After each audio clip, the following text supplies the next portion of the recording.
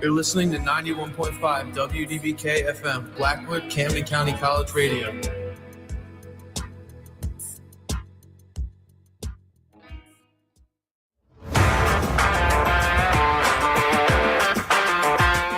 Mornings on WDBK just got a whole lot more fun. From 7 to 9 a.m., Vincent, Focht, and Jordan Leopold will take you all the way to work, school, or wherever you need to go. This is the WDBK Morning Show. Yo, what's going on? Welcome to 91.5 WDBK for the VNJ Morning Show here every single Thursday from 7 to 9 a.m. Yes, we're both here, myself, Vincent Focht, and Jordan Leopold. Jordan, how are we doing today? I mean, it's a little chilly this morning.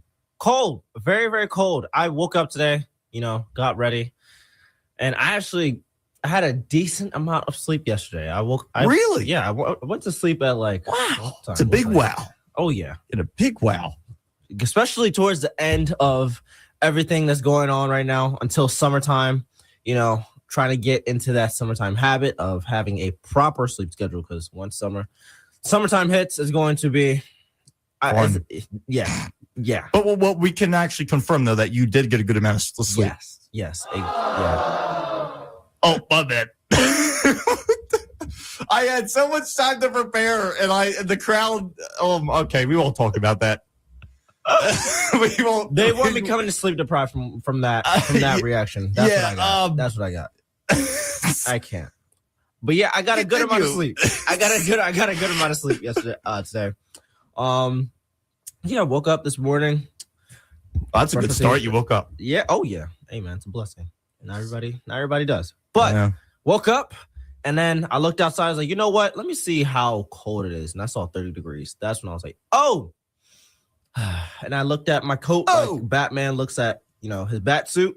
Like, well, time to bust this out again. Yeah, I know. I woke up. Well, first off, I woke up and my ceiling fan turned on. So that was already the start of the day I didn't need. Well, because when I turned my light on, I saw the fan on. So I turned the light on for the fan and it started moving, and that didn't go well because it made it cooler. That was a mistake. Yeah. No, I woke up and it was just like, I'm cold. What the heck? And I'm hearing the heater running. I'm just like, yeah, this ain't it. April, this thing is doing what it's doing. I'm like, no, absolutely not. I'm like, come on. So, Mother Nature, make up your damn mind, please, because this is getting ridiculous here once again. I tell you what. Now, here we go again, right? Because this weekend it's supposed to go back up into, what's it? You're close to summer temps. Like right now, currently it's 28 degrees. Okay, matter of fact. Tomorrow that's supposed to hit a high of 72. Huh? Yeah. Dude. And be a low at night of 52, which is 1,000 degrees warmer than it is right now. So, and matter of fact, I tell you what, I don't even know. I mean, it's literally it's actually supposed to be a nice weekend.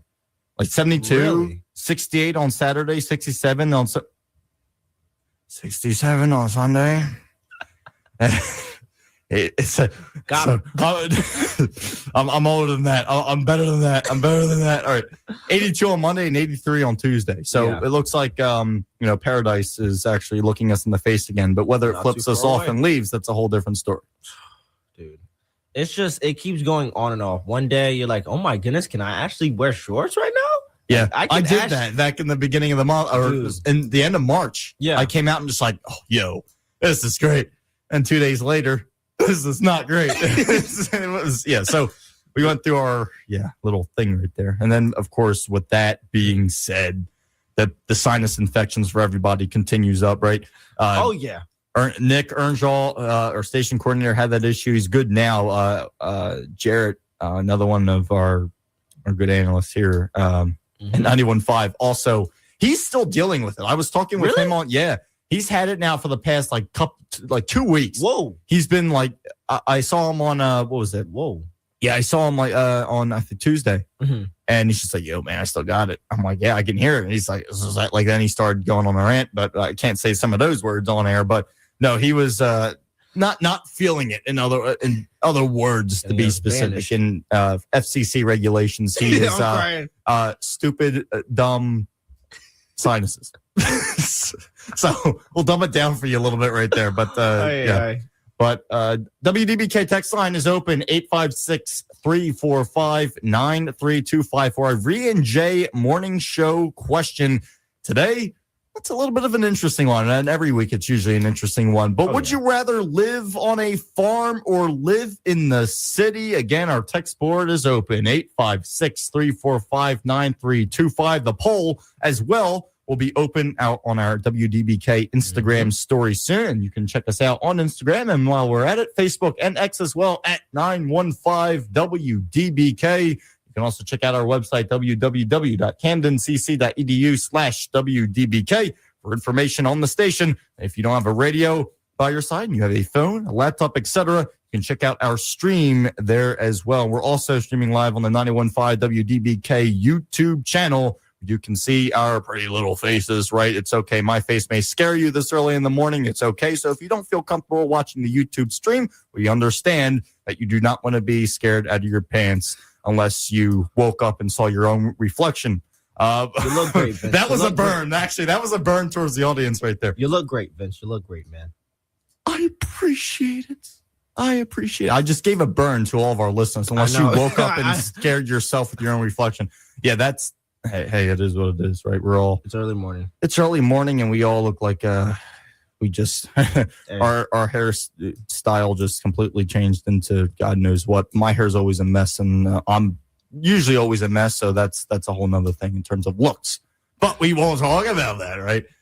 You always realize when you wake up in the morning, it's like, man, I do not care. I just got to get out of here. Well, I don't. So for me to leave the house, I'm going to be completely honest with you. And this is something else we can throw out to our audience is, how long does it take you to get ready in the morning? I'll throw that out to the text line, 856-345-9325. Once again, how long does it take you to get ready in the morning? Because for me, it's usually, I can literally go over what I did to get here this morning. Yeah.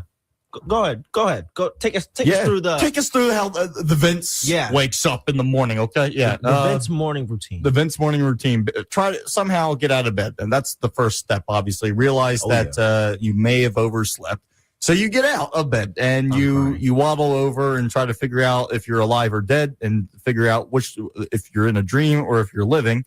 Once you figure out that you have consciousness, you walk over and stumble into the bathroom. Let's try not to fall over the scale this time. So we wander into the bathroom and go to the mirror. Oh, time to brush the teeth. So we brush the teeth. No, do we stay in the bathroom when doing that? Nope. We take a tour of the upstairs. We look out the window. We look out the street. Make sure there's no unnecessary car parked on the street for no reason. Make sure the neighbor went to work like he's supposed to at 6 a.m. Hey, because gotta care about that for some reason. Hey. You're being a friendly neighbor. Then walks to the back and looks out and says, "Oh, the sky looks pretty nice today," and then just stares randomly. You didn't go out. You didn't feel the weather outside, did you? At that point? Well, I was cold. Oh, I was cold. But I'm looking out there, and it's kind of like, when you're just like in the morning, you're just in a daze and you're staring at random things. It hasn't really hit you that you woke up. That's me. And then I went to the bathroom, and this is something I usually do in the winter when I wake up. But does anyone else, am I crazy? But does anyone else, when you first wake up in the morning, especially if it's a cool morning, go to the sink, put hot water on, run your hands under the hot water, and almost fall asleep and face plant into the mirror? Is it just me? That's a real thing. That's a real thing. Yeah, is it just, do you do that or is it just, or no? So I have been healed from this, but okay.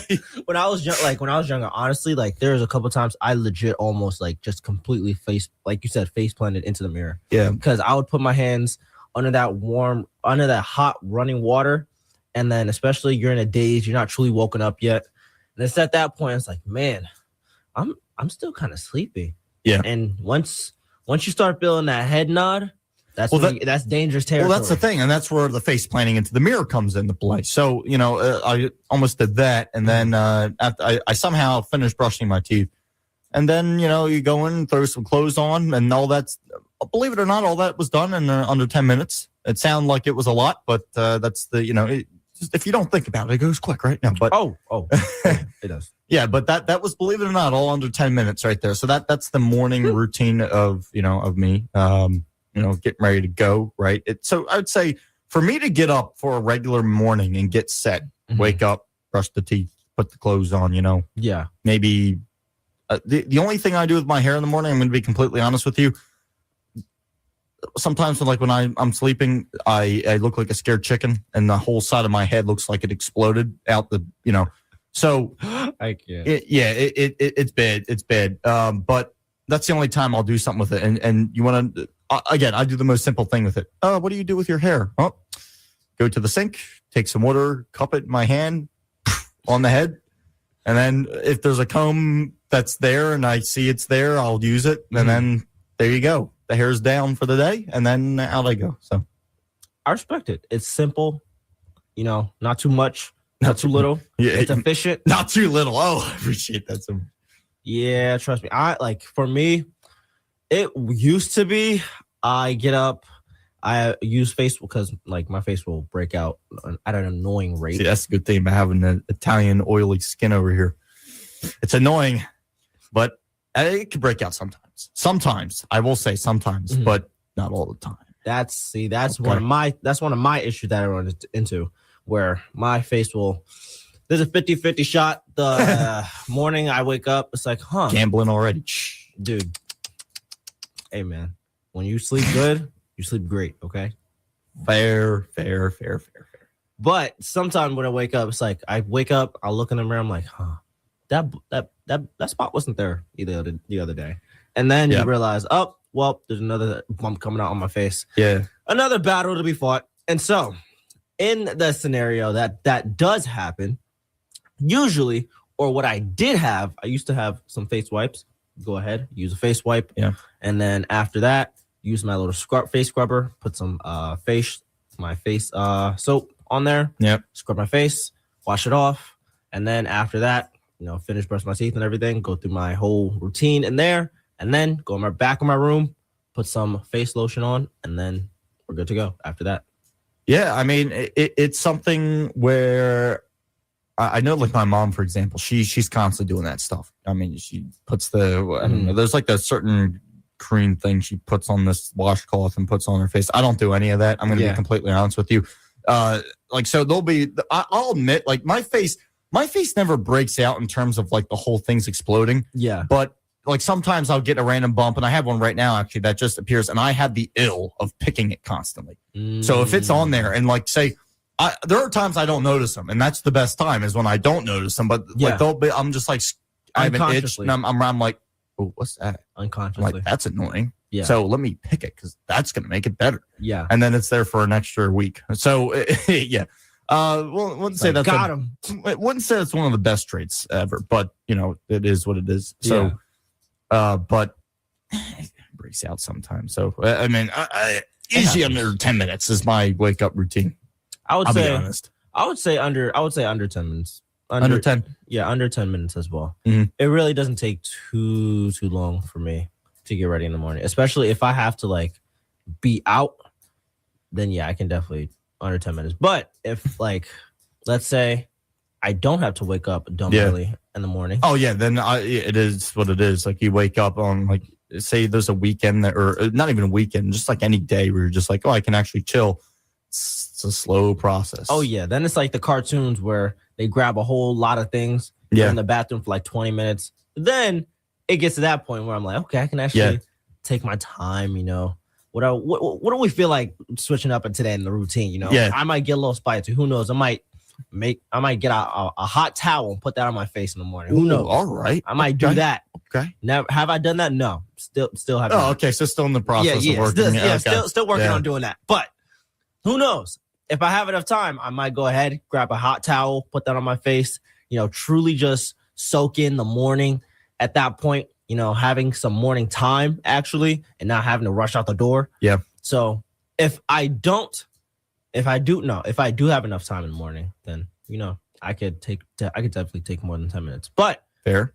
If I'm not being rushed out in the morning, then it's gonna be 10 minutes over. I mean, that's a good thing. And I always say that, I think, what is it? You always see it on social media. Something men can do that women can't do is be able to, and I've done it before where I did it last year a bunch of times where I'd wake up. I got there on time. I'd wake up for class. I had an 8 a.m. class. Mr. over here wakes up at 7:37. Oh, I got ready. I was brushing my teeth, put my clothes on at the same time. I got out of there in 3 minutes. I woke up. I woke up and I was in that daze when you wake up. Yeah. Didn't matter. Right up. I saw the time. It's like, nope, the daze. I'm working with the daze. As I'm in the daze, this is happening. Brushing my teeth, putting the pants on, almost fell when putting the pants on. Didn't matter. They went on, deodorant, everything. Boom, out the door. It was like 3 minutes. I was getting in the car, still buckling my belt, everything. Made it 7:55. So I'm not, and that's not a joke. I remember that day. It was a November day. So this is how you know.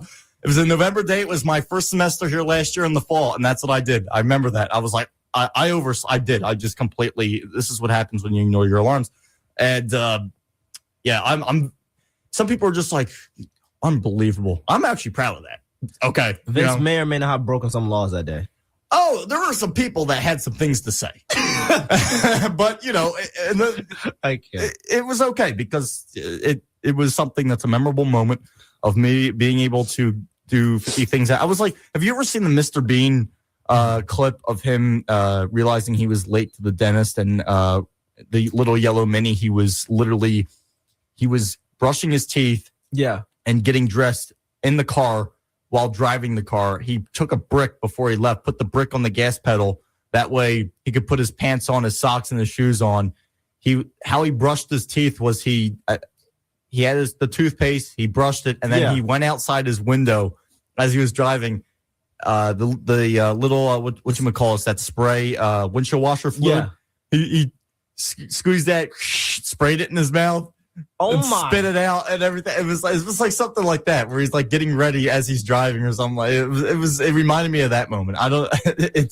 You'd have to look it up to see what I mean. But don't get any ideas, y'all. Yeah. No, that was. I didn't do that to that extent. I wasn't like brushing my teeth and using windshield wiper fluid. But it. Huh. Mm-hmm. Huh. But yeah, that was something where I got a lot of criticism for that. But I mean, some people, on other hands, I know. Thank you so much. I appreciate it. The studio audience loves it. That means it's good. I think they also like breaking the law too. The last person clapping there probably had some. It's probably yeah. Okay. Well. All right. Well, it is what it is.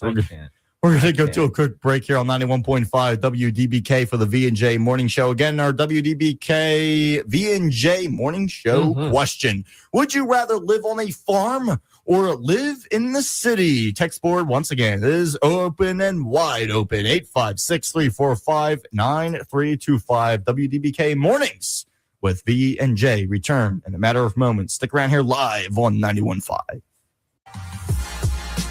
91.5 WDBK-FM has its text line back. You can text in to our student shows at 856-345-WDBK or being 856-345-9325. Join our conversation, and if you have a request, let us know. That's once again 856-345-9325. The CCC Foundation will be hosting a night of sports, storytelling, and cinema. Camden County College will host the semi-quincentennial celebration of sports movies featuring sports talk personalities like Ray Didinger and Glenn Macnow. The event takes place Wednesday, May 20th at the Dennis Flyer Theater on the Blackwood campus. The program begins at 7:30 p.m. with a VIP pre-show at 6:30. The evening will highlight memorable moments from sports films along with discussion and commentary from the featured guests. The event is presented by Camden County College Foundation. For additional information, visit Camden County College online. The award-winning Pine Barrens Chorus is looking for men of all ages who love to sing in the 4-part harmony a cappella style. The Pine Barrens Chorus is located in Cherry Hill, New Jersey, and is a membership organization of 4-part harmony singers from ages 18 to 90 plus, representing all walks of life in southern New Jersey. If you are interested in joining, email contact@pinebarrens.org and let them know you're interested. Thinking about continuing your education after Camden County College? Newman University will award one Camden County College student a full tuition scholarship. The scholarship is available for a student beginning at Newman in the fall of 2026 who is completed at an associate's degree prior to enrollment and has been admitted to the university. Students interested in learning more about the opportunity can contact their transfer advisor or reach out to Christina Irby at Newman University. Additional information is available at newman.edu as well as camdencc.edu.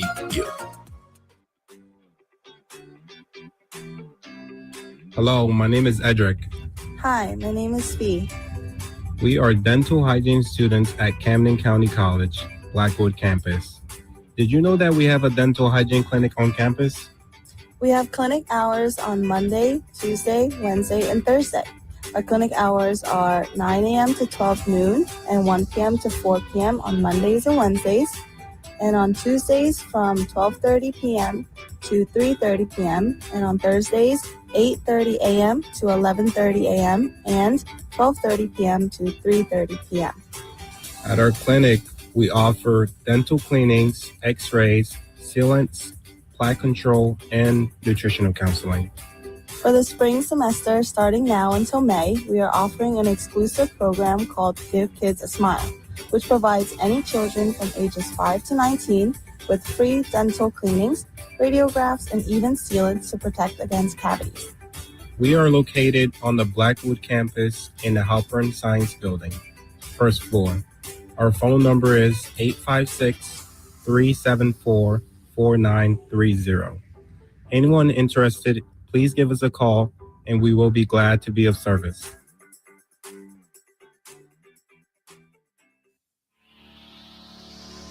Did you know that Camden County College has a dental hygiene clinic? Located at Halpern Hall Suite 107 on the Blackwood campus, the clinic is here to put a sparkle in your smile. With hours being 9 a.m. to noon, 1 to 4 p.m. on Mondays and Wednesdays, and 12:30 to 3:30 p.m. on Thursdays with no morning hours. Remember, these services are offered by appointments only. You can contact the clinic by phone at 856-374-4930. Once again, 856-374-4930 for a smile of a lifetime.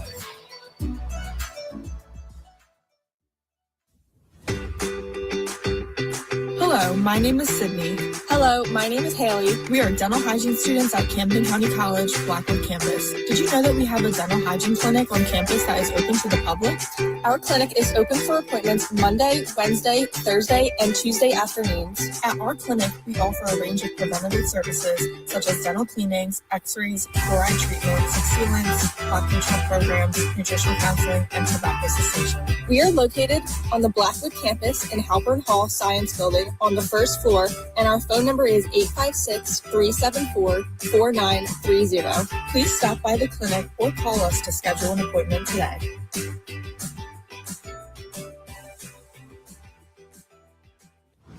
The CCC Foundation will be hosting a night of sports, storytelling, and cinema. Camden County College will host the semi-quincentennial celebration of sports movies featuring sports talk personalities like Ray Didinger and Glenn Macnow. The event takes place Wednesday, May 20th at the Dennis Flyer Theater on the Blackwood campus. The program begins at 7:30 p.m. with a VIP pre-show at 6:30. The evening will highlight memorable moments from sports films along with discussion and commentary from the featured guests. The event is presented by Camden County College Foundation. For additional information, visit Camden County College online. Hey, it's Corey from WDBK, and you can listen to my pop show every Tuesday from 2 to 3 p.m. right here on 91.5 WDBK-FM. It is now time to get you back to the WDBK Morning Show with Vincent Focht and Jordan Leopold right here on 91.5 WDBK-FM. And welcome back to 91.5 WDBK. Yes, we are back here for the VNJ Morning Show every single Thursday from 7 to 9 a.m. as our text board as well is open 856-345-9325 for our VNJ Morning Show question. And that is, would you rather live on a farm or would you rather live in the city? A farm person, a city person. Let's hear those votes. The text board once again is open. And we also have the poll open on our WDBK Instagram story at 915WDBK. It was just put up not that long ago. So the polls are open. We'll see how that turns out a little bit later in the show.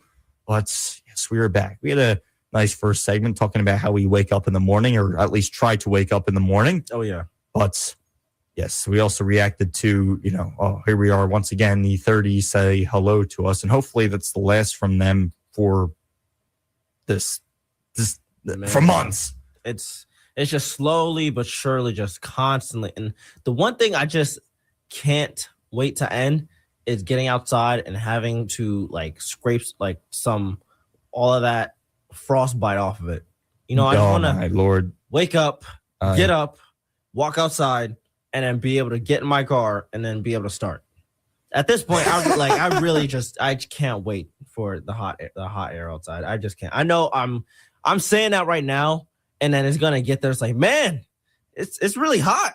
But compared to right now, dude, I just can't, man. I just need some, like, at least there's a possibility of it being warm at a certain point.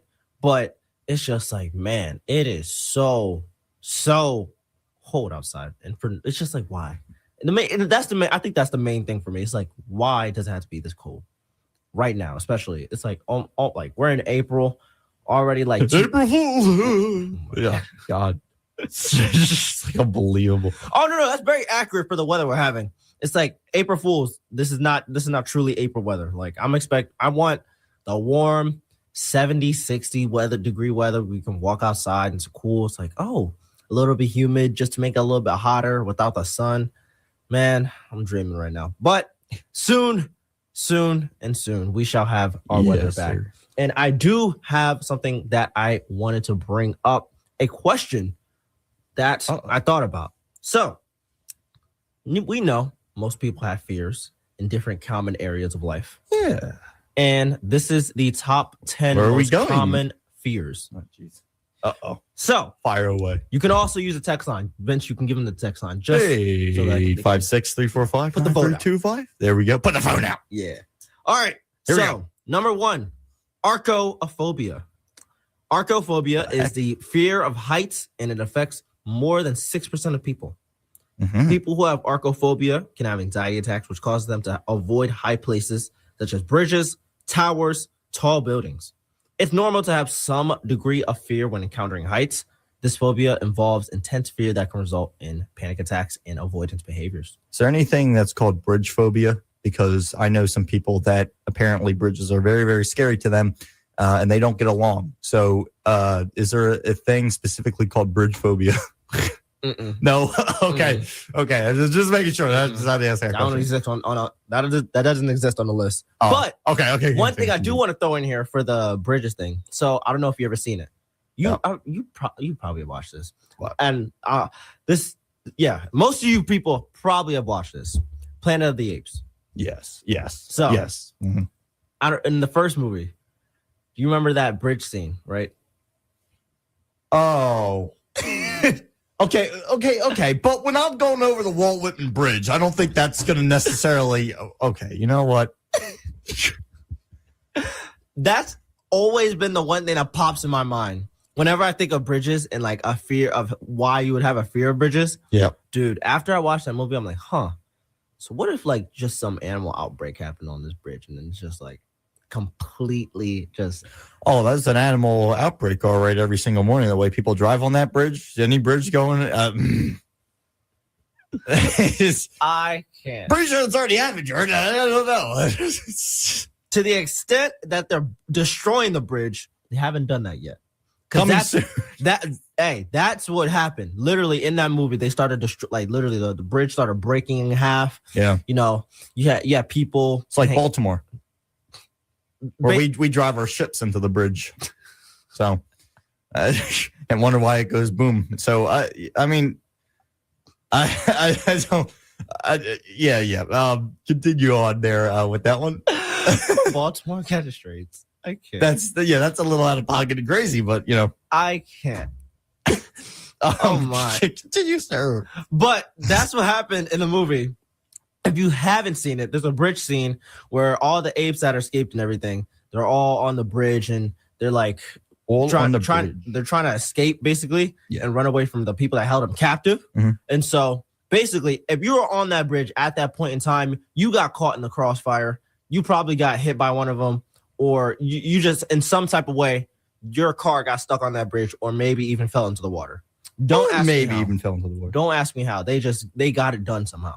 But that is one of the main things whenever I cross a bridge that always pops in the back of always pops in the front of my mind. Yeah. That one scene, I'm like, man, that can just happen on this bridge. Just outbreak of something and then just collapse. Instant collapse. I've been on, there's a bridge up in no, I think it's northern New Jersey. And the thing is, so if you ever want to get in, and I forget the name of this, and I'm sorry for that, but there's a bridge up in North Jersey where you can get over the PA, and it's a no toll bridge, but the thing is skinny, and it looks like it was an afterthought. So that I can understand some people being nervous on. Crossed that with somebody one time, and it was very interesting. Not because the bridge looked scary, just because the driver was making it very, very interesting and was scared to death. So, okay, the reason being is because two cars can barely fit past each other on it. So it's one of these, again, there are people probably listening that know the name of the bridge. Yeah. I don't, but I can describe it to a T. It's in North Jersey, I think Central or North Jersey. It's right past Trenton. And it is it is so skinny, like you can barely fit two cars past each other. Now, when I first pulled up to it, like when we first pulled up to it, I'm looking at it. I'm like, okay, I'm like, this has to be one of those things where there's a light on one side that allows one side of the traffic to go, and then the light on the other side allows the other side of traffic to go. So I'm like, there is no way that two cars are fitting past each other, right? No, that's how it was. Two cars are supposed to fit past each other. It was a tight fit. Oh man, that I can tell you. And it's even more when the driver is freaking out like crazy. That you're in the car with. Oh yeah. The thing is, if you already see it being something like, one wrong move, and then all this just goes crazy. Yeah. And then on top of it, the drivers are sitting there. Oh, she shaking. I'd say more than shaking. I'd say almost crying. So it was a stressful time. Thank God Vince made it out alive. Yeah, I know. Thank God I made it out alive. Right. My exactly. Goodness. Exactly. Right. All the stuff I was put through. All the stuff I went through. I tell you what, though. I can't. Holy. All right. So for the next fear that most people have on this list. Oh yeah, that's right. I forgot. We're still doing that. Was a tangent that we went completely off on. See, that's how scary bridges can be. Yeah, it is. Continue. All right. Aerophobia. Do you have an idea what this might be? Scared of planes, plane rides, things like that. Good guess. Good guess. Aerophobia. The fear of flying affects 10% to 40% of adults, even though airplane accidents are actually very uncommon. Symptoms commonly associated with aerophobia: trembling, rapid heartbeat, feeling disoriented. This phobia causes people to avoid flying altogether. See, this is one of those things I'm like, man, thank God I do love flying, because we talked about this previously on the I think maybe even in the last show. We literally talked about either flying or driving places.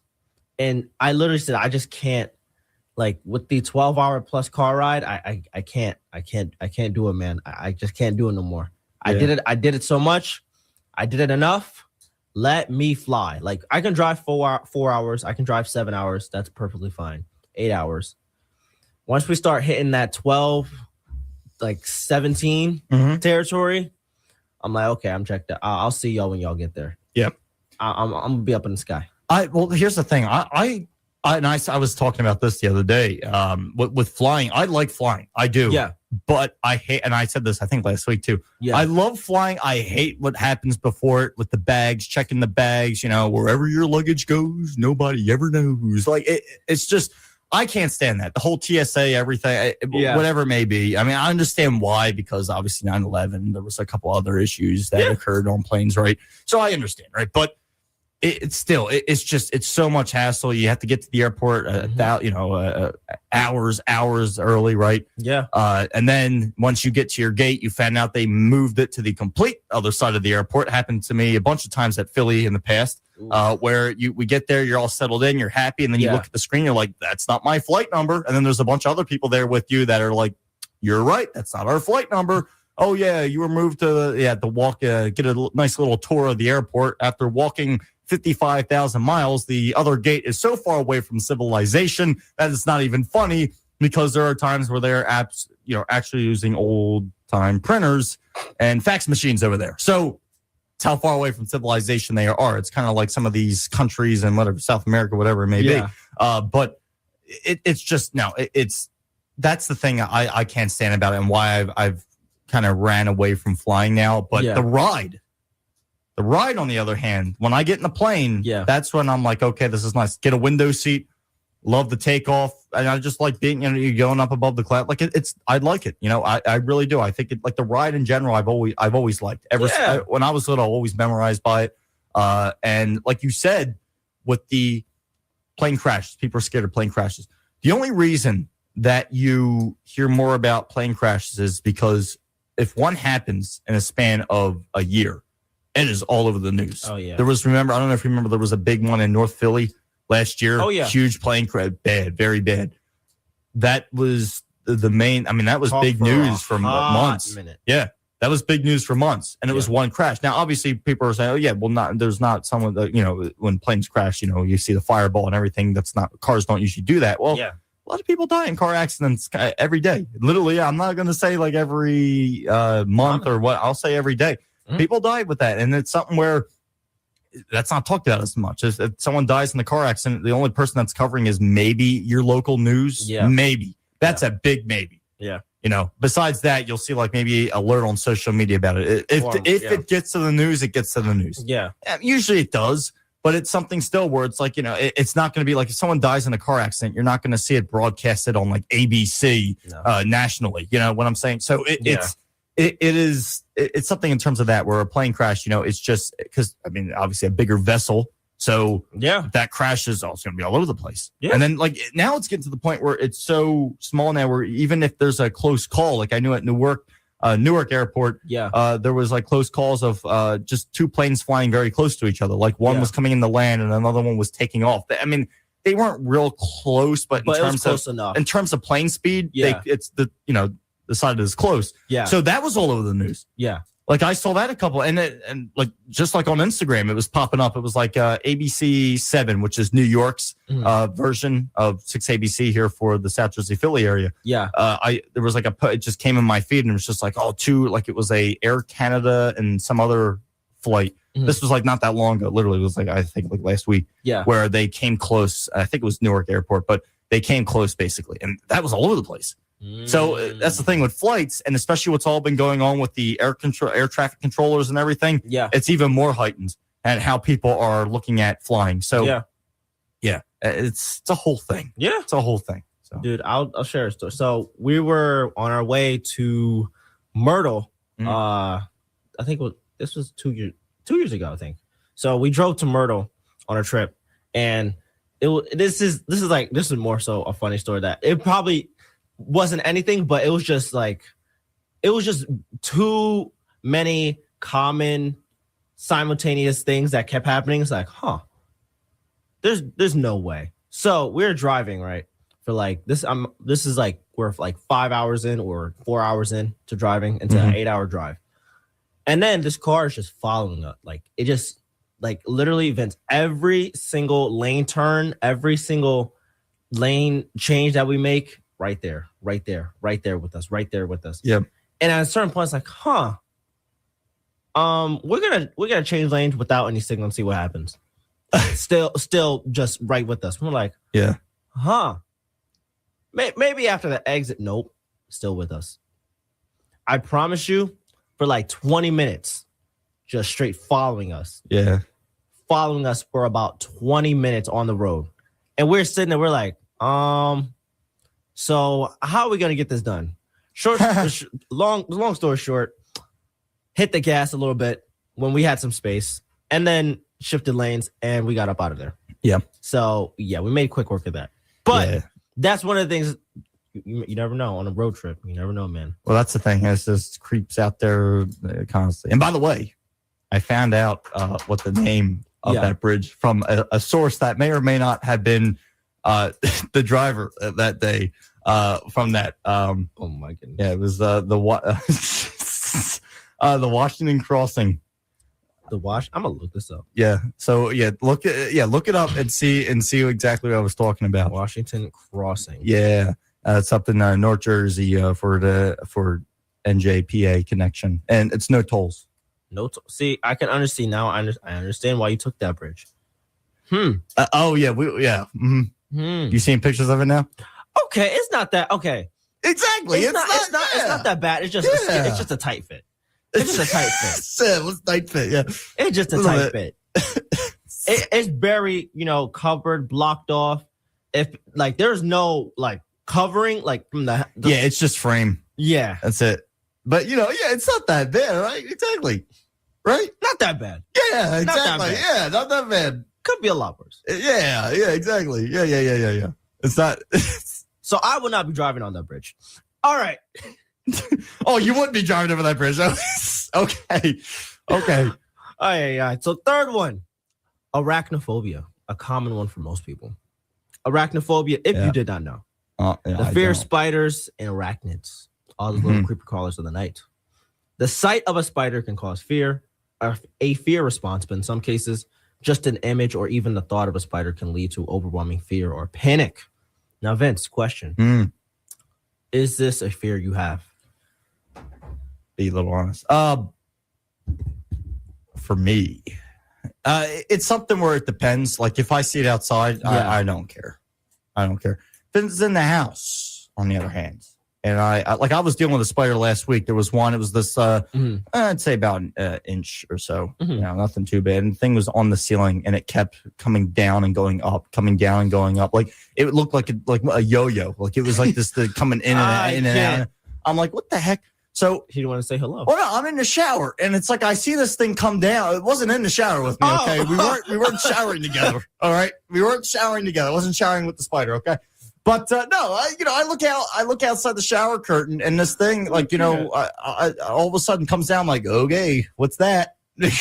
Okay, what was that? Like, I'm like looking at this, and it's staring at me, and then it leaves, and then usually you see the people on social media, right? Yeah. When like the spider disappears randomly. Yeah. They burn the house down. That's not me. But I'm not the type that's gonna like run away and scream. Like I'll pick them up and put them outside. But now my mom, on the other hand, I'll put this real simple. She was cornered by a bug once in the kitchen. So what do you mean by cornered? So when they first bought the house that we currently live in, it was a mess. It needed a lot of complete. It was a fix me up. Yeah, it was big time. It was. They put addition on, like they completely redid the whole thing, like the whole inside. If you would ask them now why they did it, they'd say, we have no idea why we did that. We have no idea why we bought that house. But at the time, it was a mess. Yeah. When it was first bought by them. So she was in the kitchen and she was cornered by a roach. So that was interesting. She's also been cornered many times. I think they're like, apparently, those little centipedes you get in the house sometimes. Yeah. Cornered by one of those before. But you'll hear the scream, like you'll hear that. That was a bad, I can't, whatever. But you'll hear that noise, something similar to that. I can't. You'll hear that noise. Very accurate. And so she will be cornered. My dad just doesn't care. Him on the other hand, it's a bug. He could care less, really. Yeah. So it's. But do I have that fear? No, not necessarily. Really, like I'm not like I had a spider. I had a spider crawl on me one time. I didn't even know it. It was like 2-inch thing. I don't. Oh. Yeah. So it wasn't fun. It wasn't happy. I'll say that. Was not happy whatsoever. I cleared that thing off me as fast as possible. I'm looking at that. I had chills throughout. I was not happy. But I'm like, all right, time to get this stupid thing out the house. Hey, you just wanted to say what's up. And it was at night, too, so I'm tired of doing this. So I picked them up, I put them in this thing and threw them out onto the roof. Actually. Threw them out the second-story window. Well, you threw him onto a roof or just threw him out? Oh, no. I threw him on the back roof. Oh. He didn't come back in. Oh, okay. He's probably living good now. I maybe, as long as it's not now. Can be doing whatever he wants to do out there. He's probably living not good paying now. Taxes. Hey, you never know. You never know what the bug. Yeah, you're right. You're right. The bug's life, man. Yeah, You never know. Good point. All right, next. Number 4. I'm gonna be honest. I don't even know how to say this properly. Jeez. The fear of snakes. That's all you need to know. The fear of snakes. Okay. It can be attributed to personal experiences, evolutionary causes, or cultural influences. Now, I will share a story about me and a snake from my class when I was in like 3rd or no, it was like 5th grade. You have one of those like guys come to your school and it's just like, hey, here's a snake. It's venomous. Did we ever have a guy do that? It's like that, like the random zoo people that think they are cool, things like that. We probably did. And my memory is just going goldfish right now. We probably did. I think so.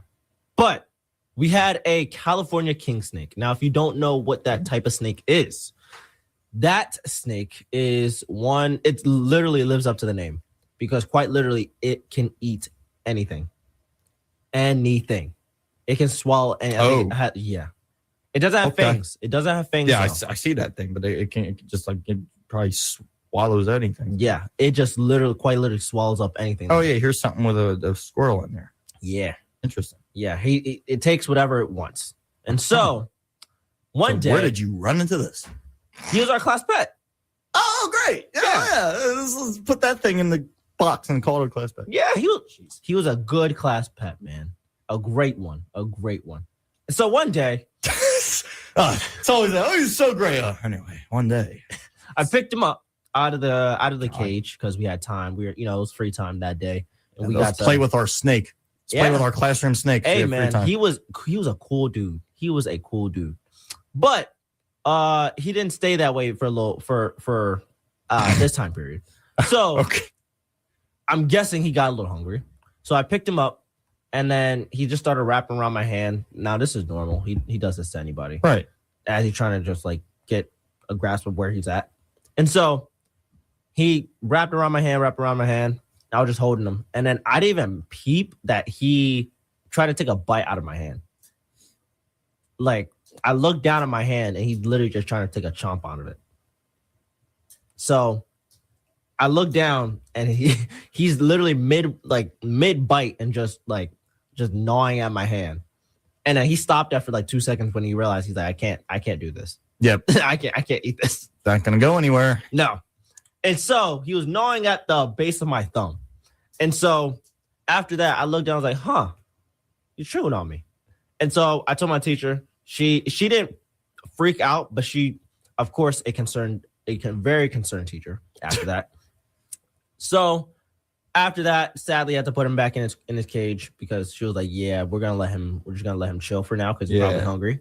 And so I was bleeding a little bit, honestly. I see. That's the other part. They don't have fangs, but their mouth is like very.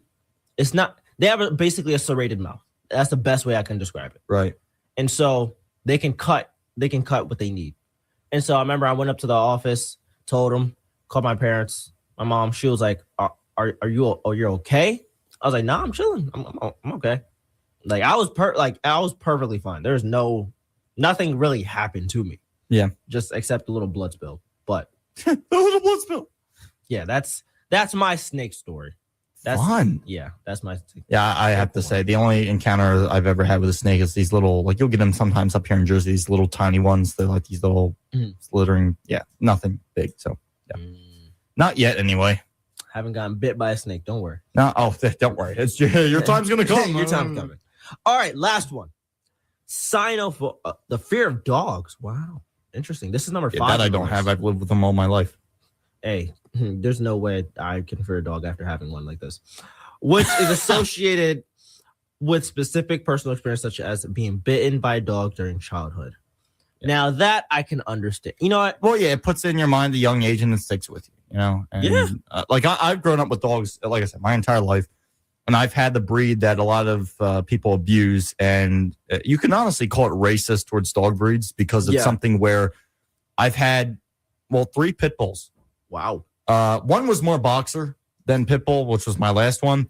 But the one that I grew up with and was technically my second dad, like when my dad was at work. Yeah. he was like, he'd watch over me like crazy. Anyone laid a hand on me, it was a problem. Mm-hmm. So he was, that dog, I'll be honest, I miss him. He was great. He was like, because he was older than me. They got him in 2002. He was 2 years old in 2002. So he was born in 2000. Yeah. But they picked him up. He came from the streets and he had to, he was a little food aggressive when he first got him. My dad took care of that real quick. He's like, if you do that one more time, I'm going to smack the liver. Yeah. So he was not having that, but no, that dog was great. Yeah. And that dog was a big part of raising me. And it was something where it's like that breed gets very, I mean, because it's like how that people use them and then they wonder why they're the way that they are. They're actually extremely loving breed, and they take, good care of the family, but wherever family they may be. Yeah. But that dog pretty much raised me, and that he was an American Staffordshire Terrier or something like that. But he was full, that pit bull like that. Yeah. Wide, everything. And grew up with him. He was like, again, it was like that second dad to me. My last dog was mostly boxer, but had pit bull in him. And then the one I have now is pit bull as well. And he's just a nut. The one I have now, oh my God, an absolute nut. Just straight up nut, deranged, whatever, like crazy. I love him, but he's crazy. I can't. Just a funny, this floppy looking, like honestly, nuts. But still, like I've grown up with them and everything, and it's like, like I come back, I don't think anything of it. Like, here he is, welcome. Like, especially the one now. It's like I come home, he comes right up to me. Oh, it's time. I'm home now. It means it's time to play. Goes into his toy basket, grabs one, comes to me, starts like doing this howling, wooing thing at me because he wants to play, and then play for a little bit. So yeah, it's like muscle memory. You come home, you play with the dog, you beat the dog, and you do your thing. So yeah. So I can't say I have a fear of that one. Yeah, that one, I'm gonna be honest. I before I actually had some true interaction with dogs, because I wasn't around dogs like a whole lot my whole life. Right. I only very limited amount. And so once you get to the exposure to like a very nice, like a very calm dog, it kind of makes meeting any other dog like perfectly fine. Yeah. Yeah, honestly, it is. Yeah. After that, because right now, currently, I have a doodle. That dude. My goodness, I will forever say there's nothing going on in his brain, just complete static. Yeah, it's kind of like the Wi-Fi disconnected. Yeah, that's him. That is literally him. One second he's like just like scratching his arm. Next thing you know, he's sprinting for who knows what. For who knows? Like no one, like all you have to do is just like tap him once, and then he's ready to go. He's like, oh, yeah, oh, okay, I see how it is. Oh, okay. And then he's sprinting all around. So yeah, there's more, but that's what we're gonna put a pause to it for here. Yeah, for this point. Second plan. We're gonna go to a quick break here live on 91.5 WDBK. When we come back, we'll have closing statements for this hour, and then we'll be on to hour 2 after a quick station identification here live from the 91.5 studios for the VNJ Morning Show every single Thursday from 7 to 9 a.m. Again, our morning show question: would you rather live in the city or would you rather live on a farm? WDBK text lines board is wide open. 856-345-9325. Let's hear your opinions. The Instagram poll as well is also open. And when we come back from break, we'll be able to relay some of that information as the poll has some updates. We'll be back in a matter of moments here live on 91.5. Stick around for second hour of the V&J Morning Show. 91.5 WDBK-FM has its text line back. You can text into our student shows at 856-345-WDBK or being 856-345-9325. Join our conversation, and if you have a request, let us know. That's once again 856-345-9325.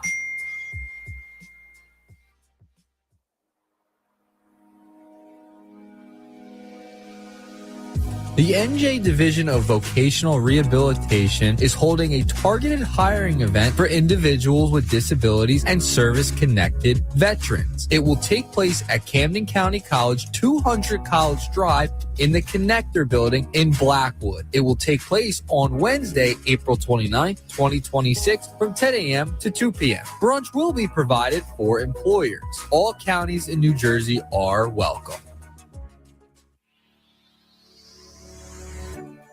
Did you know that Camden County College has a volleyball club? Well, if not, you are in for a treat. This gives students the opportunity to build strength, improve cardiovascular health, burn calories, enhance hand-eye coordination, increase flexibility, and social interactions as well, all while having a blast. The volleyball club runs Mondays and Wednesdays from 2 p.m. to 3 p.m. through Monday, December 1st, and is located in the Papiano Gymnasium. Membership applications and physical forms are required, and you can contact the club advisor, Drew Jones Edwards, for more information at djonesedwards@camdencc.edu, or you can come in person to the office at Papiano Gymnasium Suite 100D. And remember, if you want to get in a workout while having a blast, well, remember, the volleyball club is here for you. Did you know about the TRIO Student Support Services Program? The federally funded TRIO program is designed to enable low-income college students, first-generation college students, and students with a documented disability to stay in college until they earn their degree or transfer to a four-year institution. The Student Support Services Program at Camden County College will assist students with basic college requirements, provide opportunities for academic development, and motivate students towards the successful completion of their associate's degree or transfer to a four-year college. Student Support Services will provide academic and career advisement, tutoring assistance, completion of financial aid forms, and much more. Contact TRIO at 856-968-1335. You can also email them at studentsupport@camdencc.edu. The location to find out more information about this program is on Camden County College's Camden campus, located on the second floor of College Hall. The TRIO Student Support Services Program, where the students are destined for success. It is now time to get you back to the WDBK Morning Show with Vincent Focht and Jordan Leopold right here on 91.5 WDBK-FM. Welcome back, live on 91.5 WDBK, here for our closing segment for the first hour of action here from 91.5 studios for the V&J Morning Show. Again, you can catch us every single Thursday, 7 to 9 a.m. right here only on WDBK 91.5. And before we close the first hour of the show for station identification, we'll go to our polls. And so far, which would you rather, right? V&J Morning Show question. Where would you rather be? So City was in the lead. Now it's currently tied once again because it looks like somebody voted for farm over here. Someone that may be in this very studio. You know, Casper, I've heard he really likes farms. He really likes farms. He really? really does. Really? He really does. Yeah. Interesting. I think he grew up to be a farm boy, you know. Really? Yeah. Really? He was working with the cattle out there in the field? Yeah. Really? I think so. Interesting guy. Is he in our studio audience? Let's look. Is he in there somewhere? Where? I think he's in the next break. Really? Really? Wait, I think oh man. I don't know. I don't think the audience is that happy with him being here. I don't think they are not happy. They are not happy whatsoever. I think we get a little problem right there. Hey, it's Casper, y'all. We love Casper. Yes, great guy. Yeah, great farm guy. Yeah, he's doing this thing constantly. All right, we're gonna go to a break here as we finish up the first hour action here live on 91.5 WDBK after a station identification. We'll be right back for hour number 2 for the V&J Morning Show. Stick around here live on 91.5 WDBK. Myself, Vincent Focht, along with Jordan Leopold. We'll be back. Stick around, folks. Live from the WDBK studios in Blackwood, this is 91.5 WDBK-FM, Camden County College Radio.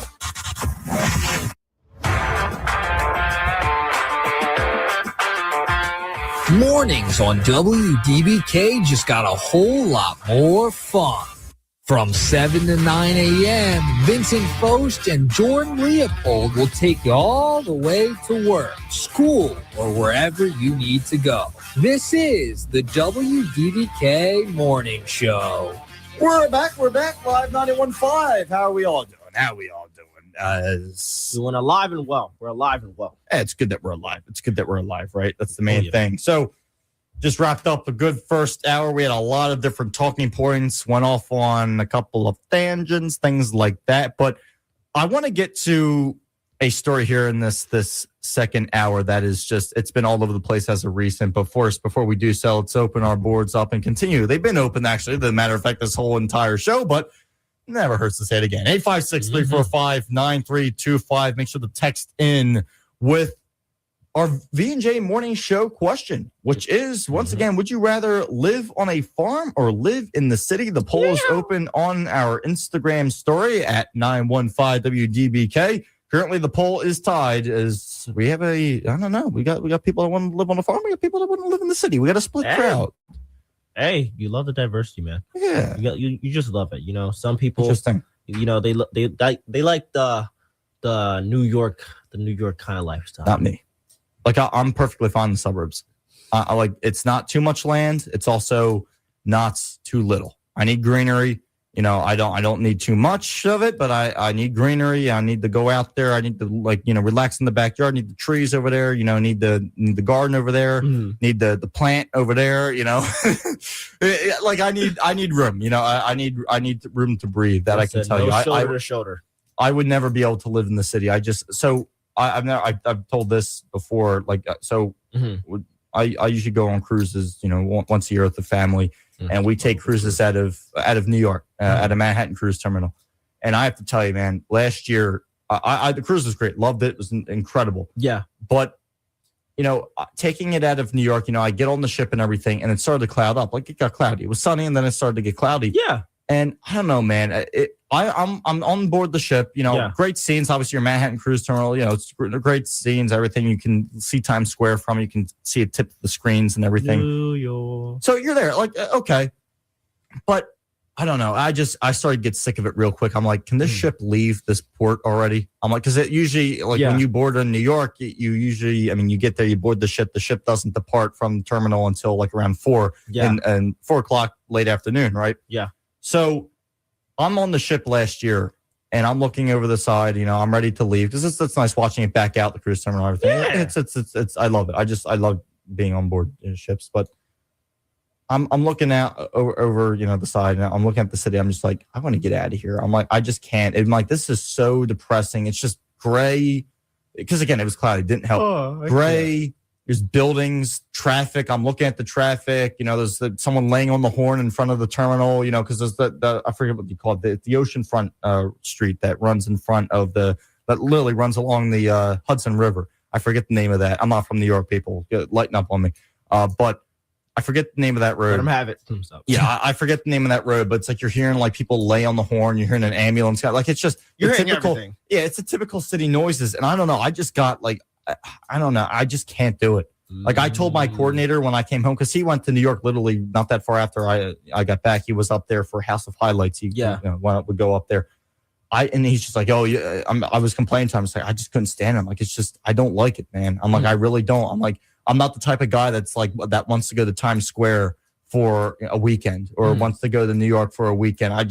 That's not fun to me. I just don't like it. I mean, I can deal with being in crowds, like if it's going to a sporting event, but it's like, I can't, like, I don't want to be in crowds all the time. And like in a place where it's all it is buildings, streets, people. It's like, I don't even wrong. I want to be around other people. I don't want to just be living somewhere out by myself with no one in sight. But like, I could never in the city. I would go nuts. I would never be able to live in an apartment. I would never be. It's just, I would go nuts. I cannot do a city. Like, even in the Philly. Yeah. Like, I went in there. I helped a neighbor in Center City one time. Yeah. I hated it. I was working there, and everything was the streets, the parking, the drive. Like, I'm just not a city. Like, I can drive in the city, but like, I'm not. I could not stay. I cannot live. I just couldn't live there. I don't know. There's no other way to put it. I just could not. I know you lived there when you were, growing up, everything.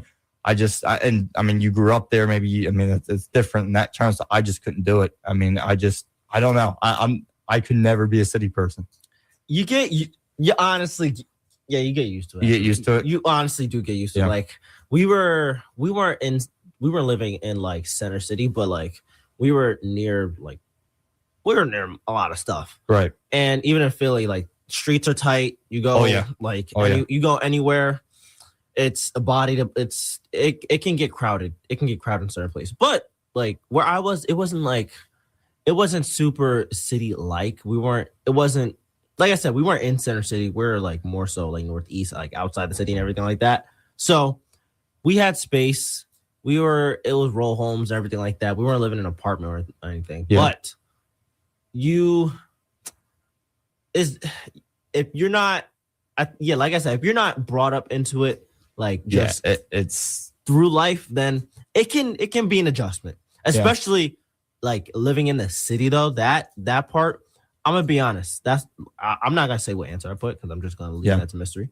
But living in the city, number one, the thoughts that crossed my mind, you have access to like a lot of places because literally everything is walking distance at least. That's one of the benefits of being in the city. Anything you want is walking distance. Right. You got the bodegas on the corner of the street. You got the side stores and everything like that. You got the little, supermarkets like all placed throughout. Right. Everything's really accessible, which is a huge, huge benefit because you don't have to drive everywhere. Right. And you can take the train or something like that. That's why most people in New York take the train. Yeah. But when it comes to like living there and every day waking up and, at that point having to face the everyday challenges of what the city brings. Yeah. That point can get a lot. It can get a lot. It's just, like even the drive, because when we go to Manhattan Cruise Terminal, all you got to do, you come out Lincoln Tunnel and you make a left. Yeah. And then you make another left because you have to go towards the waterfront. And then you make a right and then you make a left to get to the terminal. That's it. Literally, that's all you have to do. You're not driving in the city for much, but that short time driving in the city, I'm like, the heck. And then it's funny because there's the bus lanes that you're not supposed to drive in. New Yorkers don't care. And then you see the NYPD just sitting there and just like watching. That's not my problem right now. It just goes by. So the cops was like, "What do you think? We're gonna help you?" No, go move.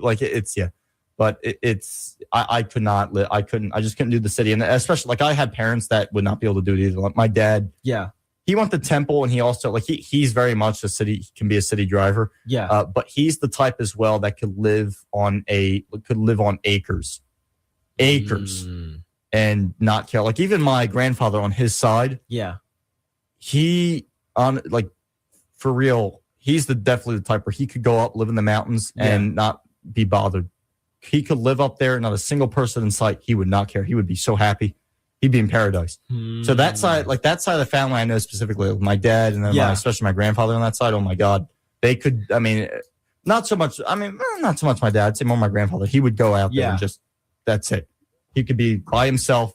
That's it. Nothing. Yeah. He's the type that he's hunted and everything. He's he's always the farmland. That's him. That's him. Not like that. My whole side of that family are very like country-ish, where it's like they love like that. Like one of my cousins has acres. They have chickens. I think they have horses. It's just like it's a house and field. Land. And he showed me his lawnmower. It's this big thing. It's like zero turn, like flies across the yard at like 30 miles an hour, whatever it may be.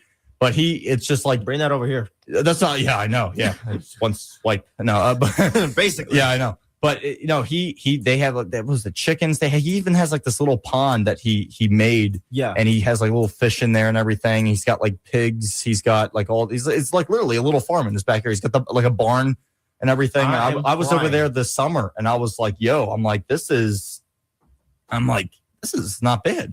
Like I'm like, I like this. I'm like, this is really not that bad at all. But yeah, that's like my family on that side. And my mom's side, they're not as much. I'll be for real, but they're not city people either. They're not city people. They're in between. They're in between. They're suburbs. Yeah. Which is actually funny because when my dad first met my mom, my great grandmother on his side actually said to my mom, "Oh, you city folk wouldn't know too much about." She's like, "City folk? Who are you calling it? We're not city folk. What do you mean? What?" Little did she know. I'm like, because my grandparents when they were younger, they were in Camden, but obviously when my dad met my mom, they were living in Haddon Township. Really? Haddonfield? Yeah, like the Haddon Township. My great uncle lives in Haddonfield, and my grandparents live on my mom's side live in Haddon Township. So that's not city. So but to them, the houses are close enough for her to consider it city. I'm assuming that's what happened there. I'm assuming that's what happened there. Okay. But I still, and that's what my mom was like. She told me that because I never met my great grandmother, but that's what she says. She's like, yeah, when I first met your dad, she's like, your great grandmother comes up. She's like, oh, you city folk. She's like, what are you talking about? City folk? What do you mean? So, but to her, I mean, again, her it was like when I went over my grandparents' house on my dad's side where he grew up. There was good amount of space between the houses. It was wide. The lots were big, and it was one of these like little. You had a bunch of houses, and then it was just fields. And like my dad's the type when he was little, he would go out and in the forest, and it'd be like just completely my grandfather would do that, the old fashioned whistle where you could hear it from miles, and you knew one thing that meant come home for dinner. So like he was the type that would go out there. They played in the creek is what they call it. They play. They would go into the forest, into the fields, whatever it may be. They were gone. Like he would go out with his friends. That was it. So he grew up in that type of style. Yeah. But you city folk, huh? So yeah. It's crazy.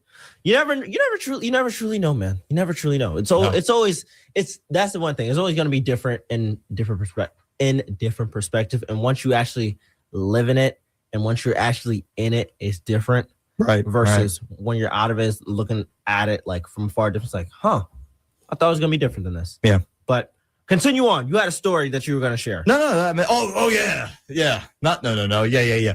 So a little bit interesting. So there was a full moon out. And, okay. Yeah. You have an idea about where I'm going with this. So, in a MLB matchup between the Chicago Cubs and as well the Tampa Bay Rays, right, all the way down there in Florida at Tropicana Field, the moon came out. The moon came out, and it was shining after a foul ball was hit down the first base line. This all went down, by the way, folks, in the top of the 9th inning. So the game was almost over, right? Yeah. And the foul ball was hit, like I said, down the first base line. So a diehard fan went all out to get this souvenir baseball. Absolutely dove, or at least tried to dive. Yeah. So Cubs right fielder Matt Shaw dished this one down there. The fan went to get it. Let's just say he went to get the ball. His pants didn't. And, it was all out, and there was a lot there to look at. I never seen a producer tell the cameraman to pan away so quickly. So yeah, I can show you. I'll show you the video later. I mean, you could probably even look it up. All you have to do is look up Rays Cubs moon or Rays Cubs incident, and you'll see the video. It's posted on this article that I'm reading anyway. Posted by Yahoo Sports. Oh, the moon was out. Oh. Both moons, actually. They were big enough to be both moons. It was it's something and it's funny because this is the first time Tropicana Field's been open since it was ripped apart by the hurricane. It was not used last year. The Tampa Bay Rays were playing in a minor league ballpark because back in the fall of 2024, the roof was destroyed by one of the hurricanes. So they couldn't play there.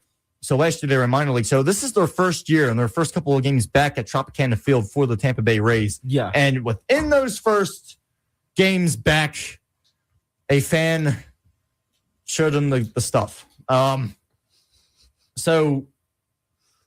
that happened. Are you still trying to find the video of the story? I'll find it. You'll find it. Yeah, I don't know if you want to see that on air. You may pass out. Again, it's a little early still, so we'll hold off on that. But yeah, that's the story that happened. Again, it was the Cubs and the Rays. So a little bit interesting right there. I mean, I can picture going for a foul ball, but I mean the fact that you dove and your pants didn't follow you, that's the first problem. But no, man, that's rough. That's the fan. I mean, the fan seemed okay despite taking the spill. Didn't he get the ball? Oh, he got the ball. Yeah, of course he's okay. I hope it was well worth it. But I mean, adding more insult to the injury at hand, the Rays lost that game 9-2. They got beat bad. So I don't know. I mean, I think he got the ball. I think so. I don't know. It may have actually went across. I don't know if he actually got it, to be completely honest with you, because the report is saying somebody get this guy a baseball. So did he get the ball? I thought he did. Maybe he didn't. I don't know. I'm going to be honest. If he didn't get that ball, mail it to him, please. I guess he did. Maybe because he was right by where he was sitting. Yeah. It was kind of like, I don't know if you know what the Diamond Club is for the Phillies, but it's like where all the comfy seats are at the very bottom. Mm-hmm. And that's where this fan was. He was the only one in the row, but it was like next to this stair or this ramp with a railing. And he pretty much face planted into the railing, and he had a glove on, which was even funnier. He came ready. Well, yeah, I mean, you're sitting that close. And the funny thing is the security guard like tried to step in like he was going to step in the way of that.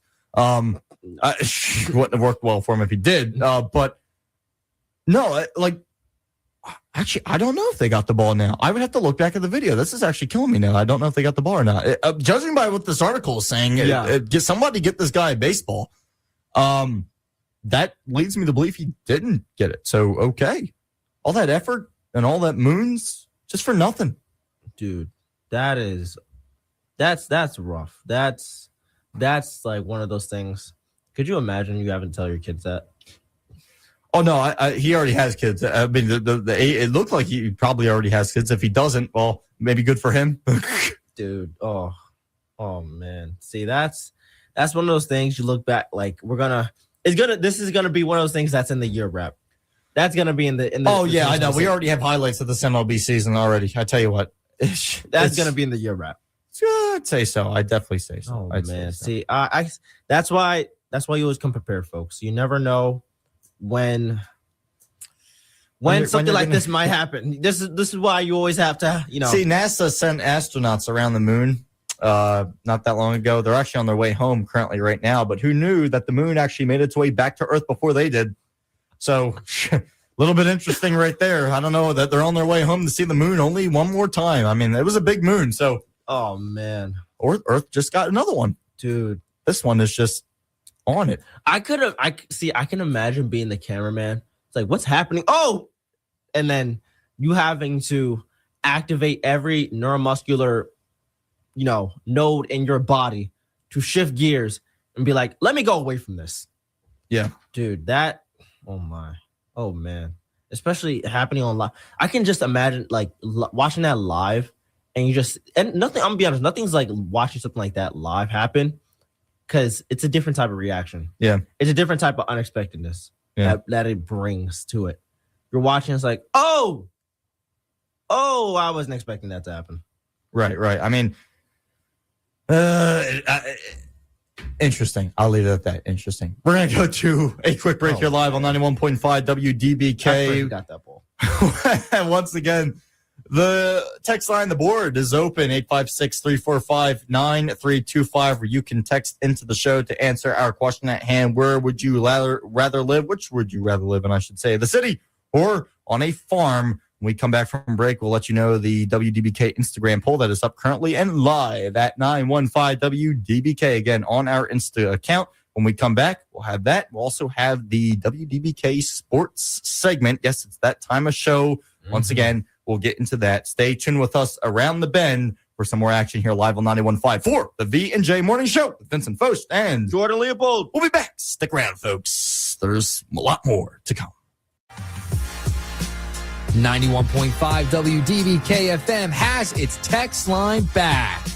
You can text into our student shows at 856-345-WDBK or being 856-345-9325. Join our conversation, and if you have a request, let us know. That's once again, 856-345-9325. The The CCC Foundation will be hosting a night of sports, storytelling, and cinema. Camden County College will host the semi-quincentennial celebration of sports movies featuring sports talk personalities like Ray Didinger and Glenn Macnow. The event takes place Wednesday, May 20th at the Dennis Flyer Theater on the Blackwood campus. The program begins at 7:30 p.m. with a VIP pre-show at 6:30. The evening will highlight memorable moments from sports films along with discussion and commentary from the featured guests. The event is presented by Camden County College Foundation. For additional information, visit Camden County College online. Camden County College Tutoring Services. We are here to help you succeed. Do you want a little extra support to boost your confidence and grades? Camden County College is here for you. Our tutoring services offer personalized guidelines to help you master your coursework, achieve your goals, and stay on track to graduate. Find us on the second floor of Wolverton Library at our Blackwood campus and in the Student Learning Center on our Camden campus. We also offer remote and limited online tutoring options for flexible support wherever you are. Our dedicated tutors are here to empower you every step of the way. Don't hesitate. Reach out and let's achieve your best together.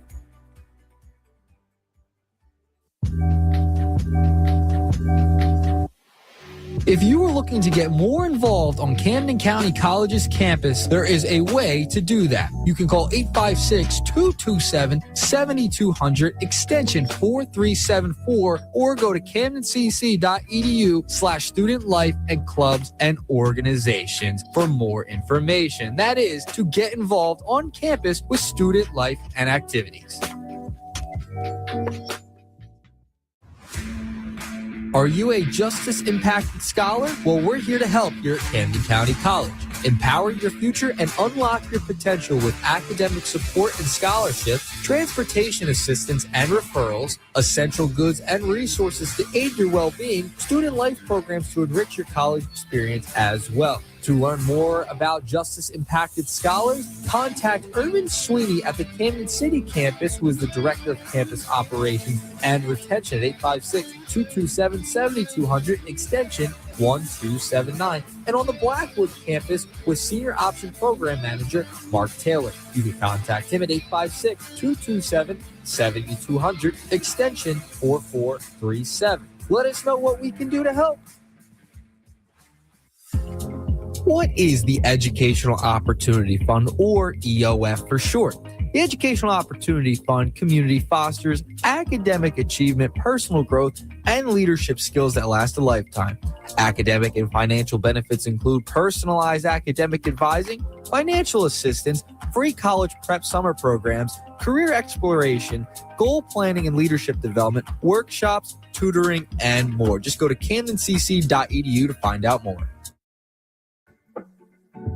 The award-winning Pine Barrens Chorus is looking for men of all ages who love to sing in the four-part harmony a cappella style. The Pine Barrens Chorus is located in Cherry Hill, New Jersey, and is a membership organization of four-part harmony singers from ages 18 to 90 plus, representing all walks of life in southern New Jersey. If you are interested in joining, email contact@pinebarrens.org and let them know you're interested.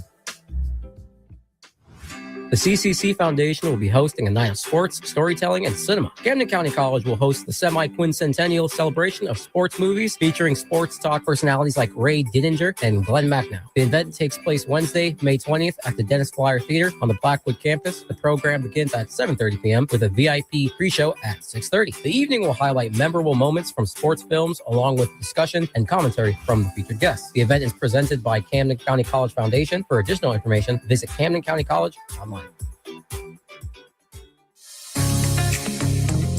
Hey, it's Corey from WDBK, and you can listen to my pop show every Tuesday from 2 to 3 p.m. right here on 91.5 WDBK-FM.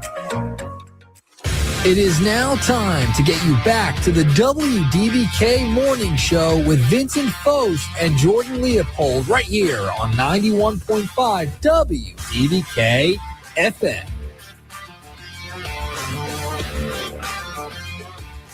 Welcome back to 91.5 WDBK. We're back here for the V&J Morning Show. Once again, every single Thursday from 7 to 9. We have you covered here for your morning rise, whether it's for your morning commute to work, school, or even if you're just at home chilling. It's a perfect time to tune in here for the morning show, WDBK's presentation of the morning show. But Jordan, as I stated before, it is that time. It is the sports segment, and we'll first start off. Well, I think it's better if we end with a more positive note, so I'll start off with more of a negative note. So, the Phils, what's been going on with the Phillies? Well, they've dropped back-to-back games now against the San Francisco Giants. They are currently on a 3-game losing streak. They lost their final game against the Colorado Rockies, one of the worst teams in the league. They lost that final game of that series back on Easter Sunday. And the series against the Giants hasn't been going well at all. The Phillies have been outscored 11-0 in this series so far. They lost the first game in the series against San Francisco 6-0 on April 7th, right? Yesterday on April 8th, they lost 5-0 to the Giants. And the Phils, yesterday only racking up 4 hits in that affair, and as well on Wednesday, the Phils, or I should say on Tuesday, the Phils also only racking up 4 hits. So it's been rough. That I can definitely tell you. The Phils have given up around 20 hits in both of those games. The pitching staff has not come, and as well, the offense has been completely silent. To be specific on top of that, the Stars have been completely silent for the Phils, and people will know. Yes, sir. People will know exactly what I'm talking about when I mean the Stars. Guys like Bryce Harper, guys like Kyle Schwarber. Bryce Harper's through 3 at-bats. He didn't manage to get 1 hit yesterday. Schwarber as well managed to get 1 hit, but Schwarber struck out, and Harper was not able to do much otherwise with that being said. And as well, going back to the game that occurred on Tuesday, where they lost 6-0 to lead off the series. Yes, main guys like Harper, well, he did get a hit, but there was nothing much else afterwards. And as well, Schwarber, no hits both these games. He did have also a strikeout in that first game as well.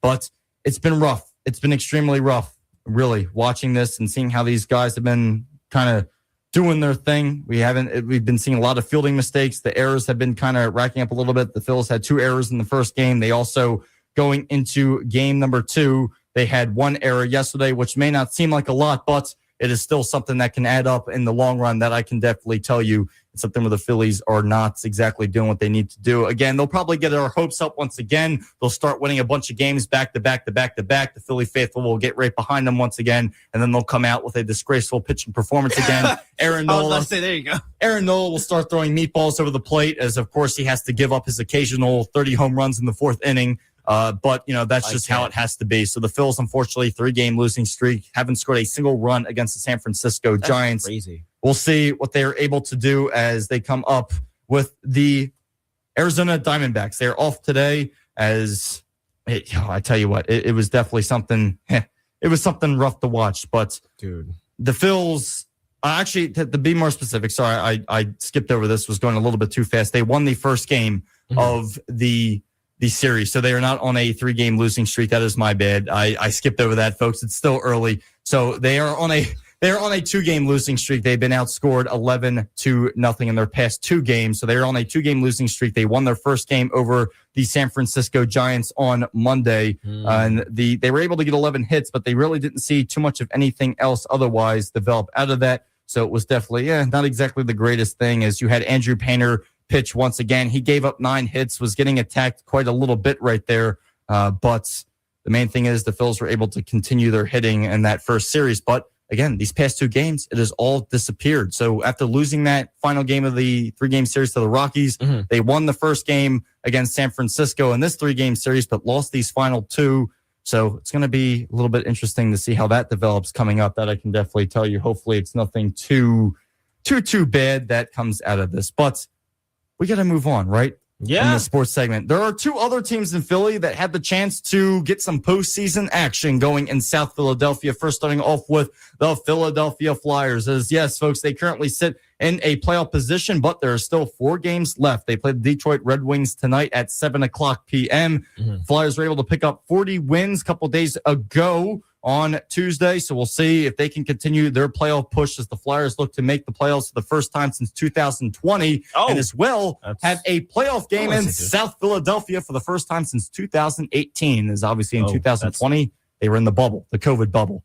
So we'll see what happens. And it is looking like possibly that the Flyers may have a round one series against their big-time rival, Battle of Pennsylvania. The Pittsburgh Penguins may be in town, and that would be so interesting. That's to cinematic witness. right there. I hope so. I hope they can get to the Cup. I hope they can get some action rocking and rolling. It would definitely be great to see. As we have a text that came in immediately and said Flyers to the Cup. I hope so. Hopefully we can get some action right there. It would be nice to see some Flyers Cup action, dude, as we haven't had that in a while. And the reason I say so, I understand this is a young team, but it has that same similar 2010 feeling. In 2010, they barely squeaked in the playoffs. They weren't expected to do anything. They went to the Stanley Cup final.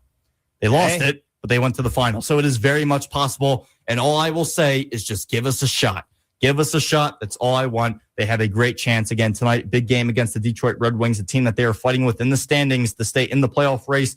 Red Wings have 40 wins. The Flyers have 40 wins, but currently they are ahead of them at this point in time. The Flyers at this point stand at 92 points. So we'll see exactly what develops out of that, as the Red Wings currently stand at 89 points. So if the Flyers, they get on top of the Red Wings, they get a win, they'll be sitting very, very pretty. They would still have 3 more games left afterwards, but it is very much possible to see the orange and black back in the postseason once again. That would definitely be great to witness. And then finally, off with this 76ers, as they as well look to make a playoff push, but has been slacking off a tad bit as of recent. They play the Rockets tonight at 8 p.m., so definitely a big game. The Flyers need it. The Sixers need every win they can possibly get. The Rockets, though, are a tough opponent, 100%, a 50-win team. We'll see what they're able to do, but the Sixers at this point in time currently sit in 8th in the East, as they are in, and they have been able to clinch, which is at least a play-in position, but we'll see how they can continue to develop. Obviously, a lot of Sixers fans wanting the Knicks. They want the rematch of 2024 when the Knicks beat us in the first round of play. I know our station coordinator is another one who wants the Knicks, so we'll see exactly how that develops, and we'll see if they can continue to push. The Sixers recently,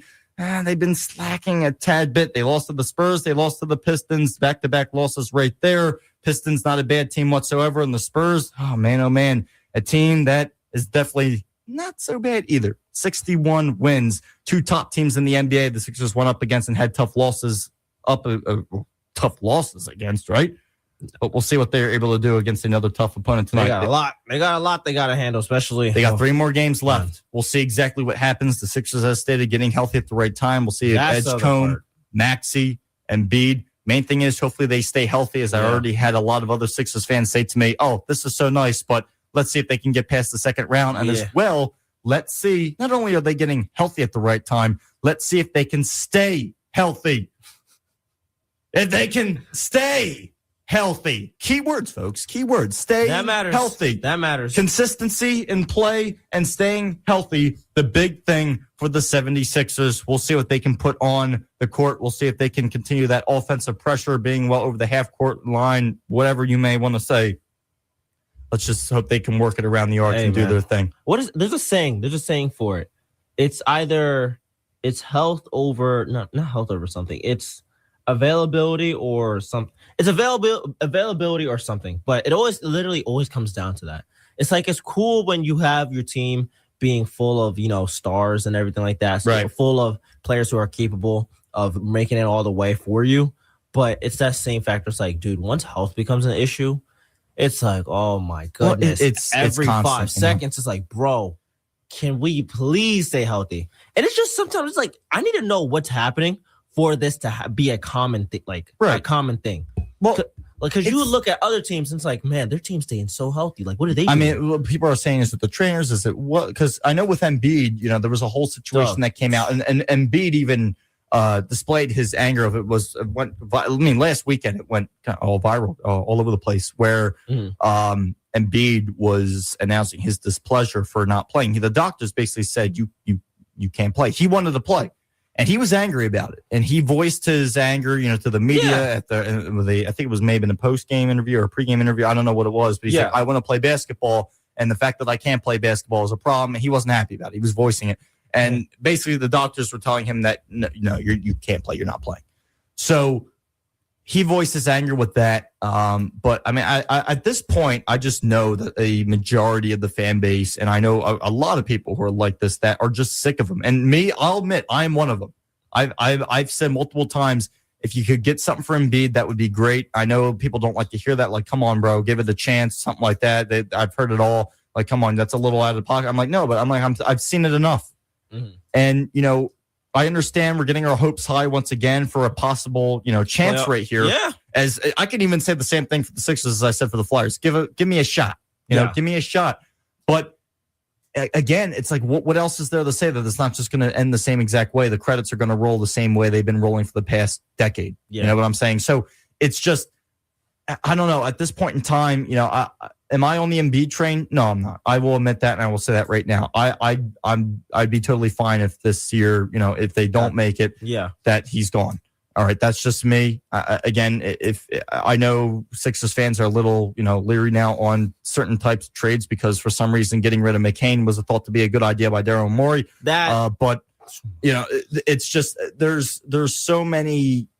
I mean, I get it. I get why Sixers fans are like kind of all right. Let's step back here, but at the same time, you have to look at the bigger picture of what is this? What's been the product on this court? Mm-hmm. I mean, what have we been seeing? Well, last year they didn't even make the postseason. Dude. But what have we been seeing? It's just like the constant roller coaster of up, we're almost there. Nope, it goes right back down. Up, we're almost there. Nope, goes right back down. And I think it's like goes back to the health issue because Embiid's health has been an issue since day one. Right. And whenever an athlete's health is an issue, honestly, everything else gets so tainted because it's like, bro, we get it. You're a superstar. You're nice. Like you're the one. You're the main person who's gonna bring us all the way to the finals or whatever. Right. But when their health is in jeopardy constantly, day in and day out, at that point, you got to know when to call. You got to know when to call it quits. Well, I mean, but for Embiid, it's been for not like it's been these past couple of years. Oh geez. Here comes Sixer, for life over here, coming in the studio. Just gave us the face to the door. Unbelievable. Here we go. Yep, there he is. Oh, the aviators on and everything. Look at this. Wow, look at this. Uh-oh.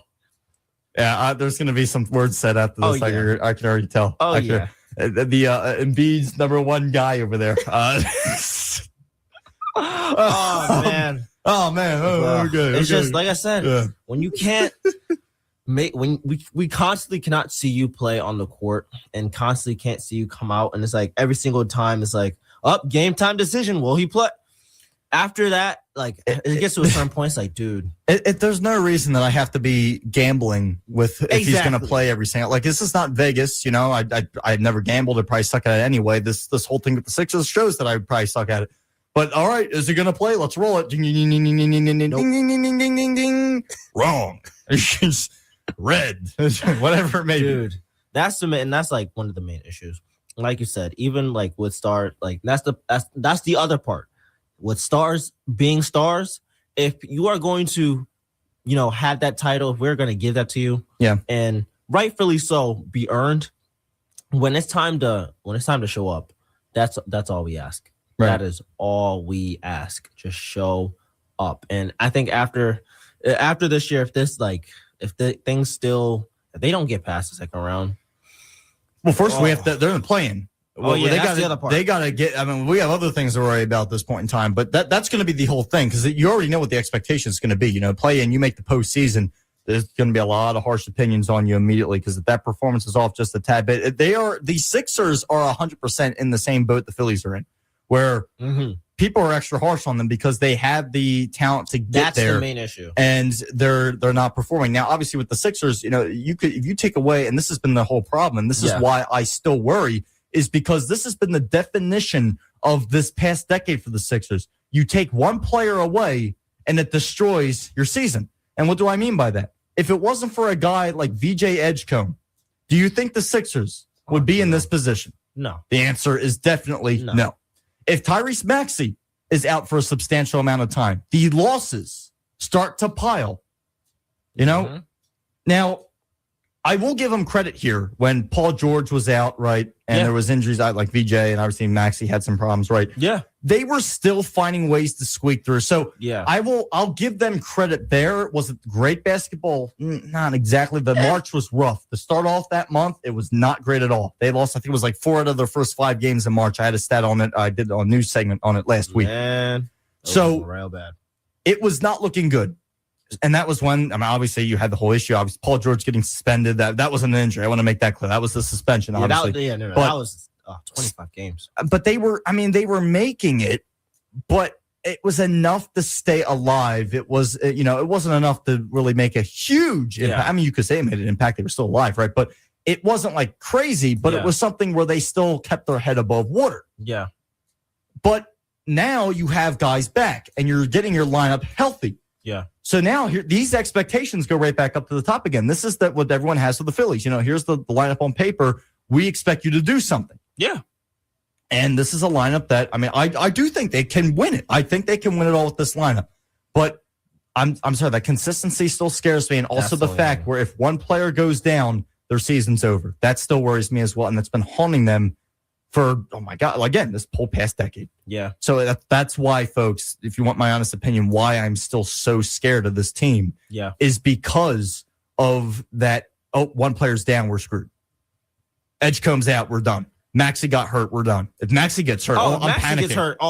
That's what I'm saying. If Maxey gets hurt, that's that is it. That's the thing. So again, taking that all into consideration, this is why you can say that my confidence level in them is not full because of these issues and because of this kind of a repeat. Because again, it feels like a repeat could very well happen. Not saying it will, but it has that feeling, and I don't like that feeling at all.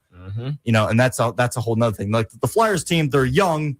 They weren't even supposed to be here. Yeah. They're younger guys that they brought up from, AHL and their draft picks. Martone got literally his first NHL goal was an overtime winner. Yeah. These young guys that they brought in, Barkey, another one at the ending part of the season, have added to the confidence, have added to the lineup, and have been consistent. These new guys have been consistent. The Flyers are young, and that's probably another reason why that's a different feeling with them. They're not supposed to be here. They're young. But they look like they're going to just squeak in, and that's why I'm getting 2010 vibes, because they're a team that is not supposed to be here, but I've seen it time and time again of a team that is, quote, not supposed to be there, but ends up going very far. Philly knows a thing or two about that. We saw that with the Phillies in 2022. Yes. We saw it with the Flyers back in 2010. And even though the Eagles in 2017 didn't just squeak in by the hair on their chinny chin, they were a team that was not supposed to be there, and they won their first Super Bowl with a backup quarterback. So these are all things to take into consideration, and why I say a team that just squeaks in for Philly,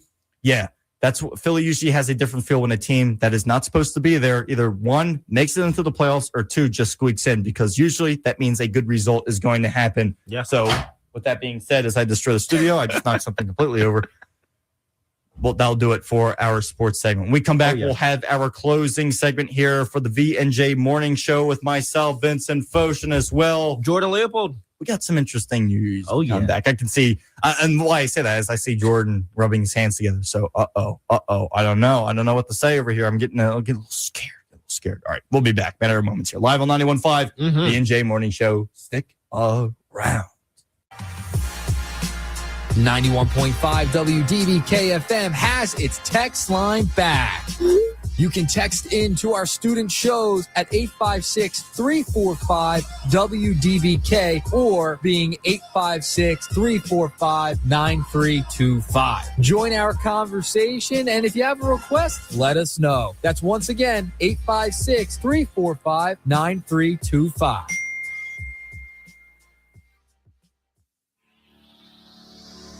Did you know that Camden County College has a dental hygiene clinic? Located at Halpern Hall Suite 107 on the Blackwood campus, the clinic is here to put a sparkle in your smile, with hours being 9 a.m. to noon, 1 to 4 p.m. on Mondays and Wednesdays, and 12:30 to 3:30 p.m. on Thursdays with no morning hours. Remember, these services are offered by appointments only. You can contact the clinic by phone at 856-374-4930. Once again, 856-374-4930 for a smile of a lifetime.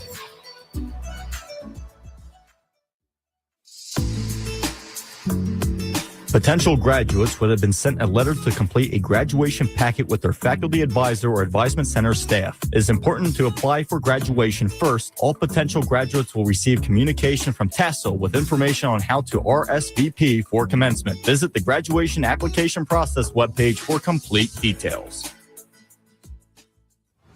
The CCC Foundation will be hosting a night of sports, storytelling, and cinema. Camden County College will host the semi-quincentennial celebration of sports movies featuring sports talk personalities like Ray Didinger and Glenn Macnow. The event takes place Wednesday, May 20th at the Dennis Flyer Theater on the Blackwood campus. The program begins at 7:30 p.m. with a VIP pre-show at 6:30. The evening will highlight memorable moments from sports films along with discussion and commentary from the featured guests. The event is presented by Camden County College Foundation. For additional information, visit Camden County College online.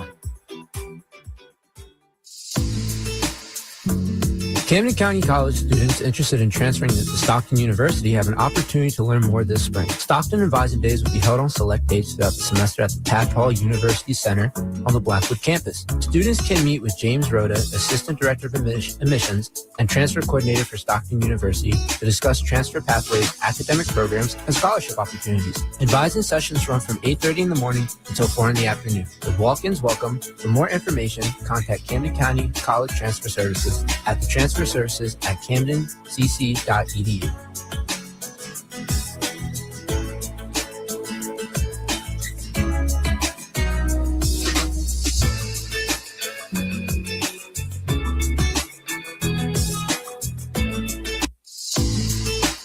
Camden County College is offering a free financial literacy workshop series designed to help participants build practical money skills for everyday life. The series includes 3 sessions: becoming a budgeter and setting financial goals on February 17th, building credit on March 20th, 4th, and down payment assistance program on April 21st. Workshops are available either in person at Taft Hall, room 105, or virtually through Zoom. The Financial Literacy Workshop Series is presented by Camden County College in partnership with Focht and is part of the Division of Student Success and Retention. This has been a public service announcement from Camden County College. Hey, it's Imani from WDBK, and you can listen to my pop show at 2 p.m. Friday right here on 91.5.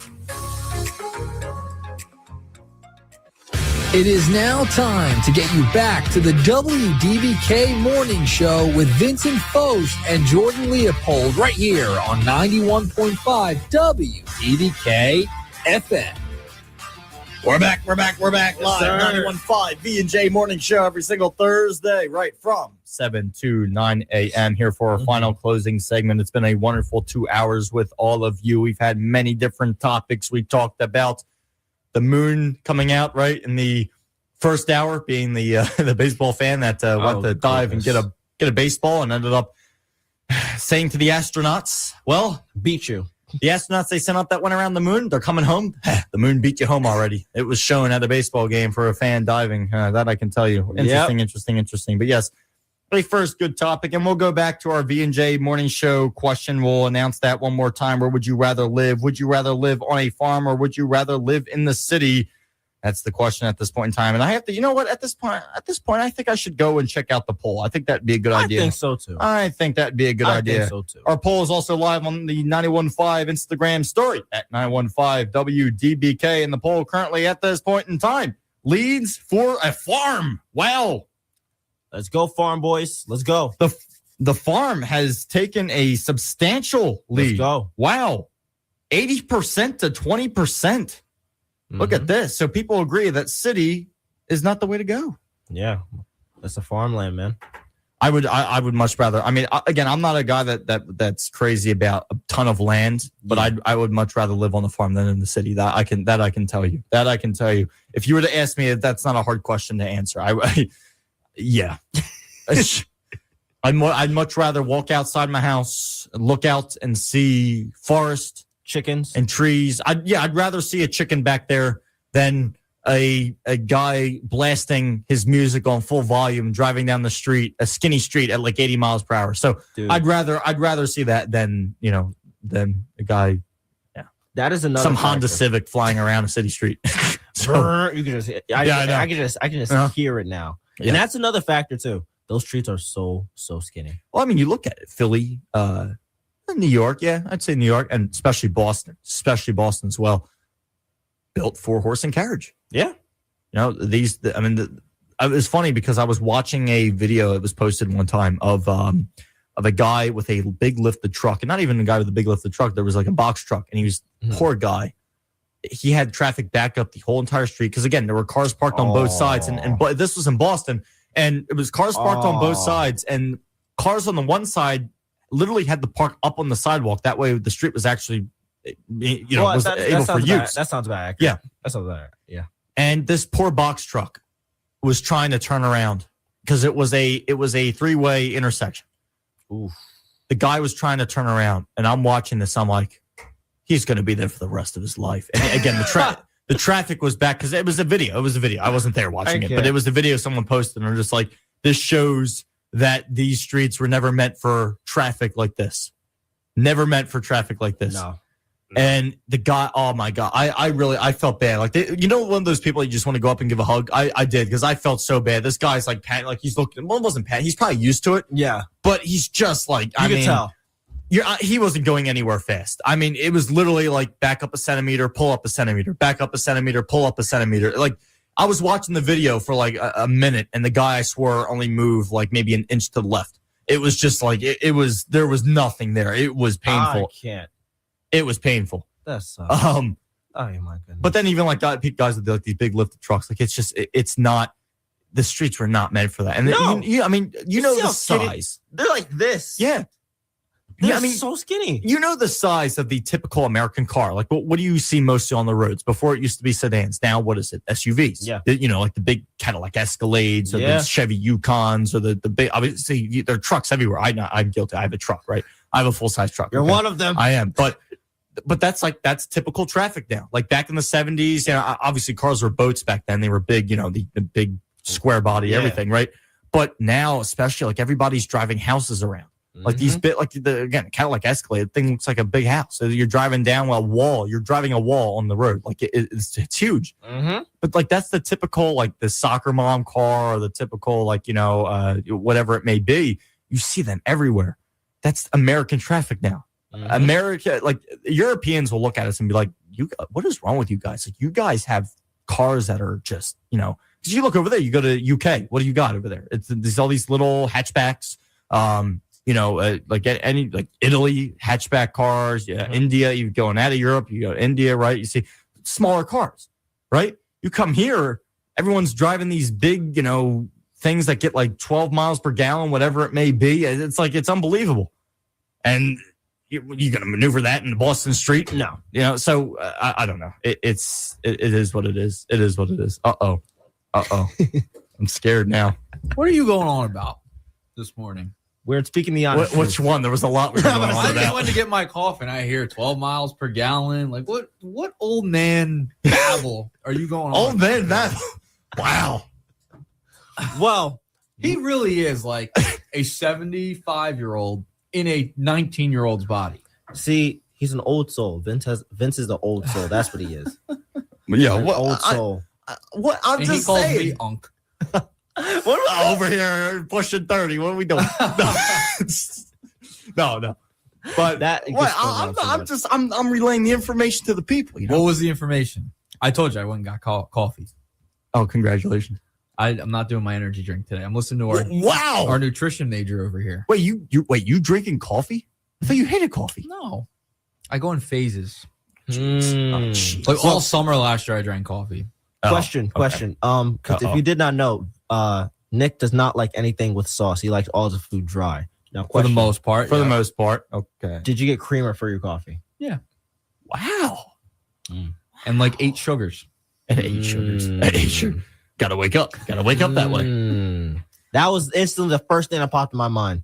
Because I was like, am I gonna hear black coffee? Yeah. No, I'm not a black coffee drinker. Okay. Can't do it. Okay. Now, I did want to, before you guys moved on, I wanted to answer your poll question. I'm torn. Really? You are? I'm torn. Really? Yeah. I do enjoy the city. Would not mind living there at this stage of my life. Yeah. But man, do I love quiet. That's the thing. That's what I'm saying. You get quiet. We literally said, wake up, you see some chickens, you see some So you see some horses in the back? My cousin lives in New York, in Manhattan. Oh, he's in the thick of it. So she works for Saturday Night Live.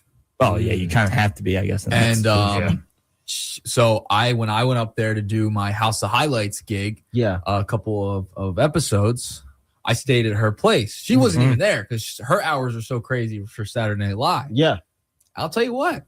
I had the whole apartment to myself. It was great. Tell you what, did not mind the city. So I have the experience. Relatively small sample size. Yeah. I kind of liked it. Wasn't bad. Did not mind it. Wow. I could do that for a couple years.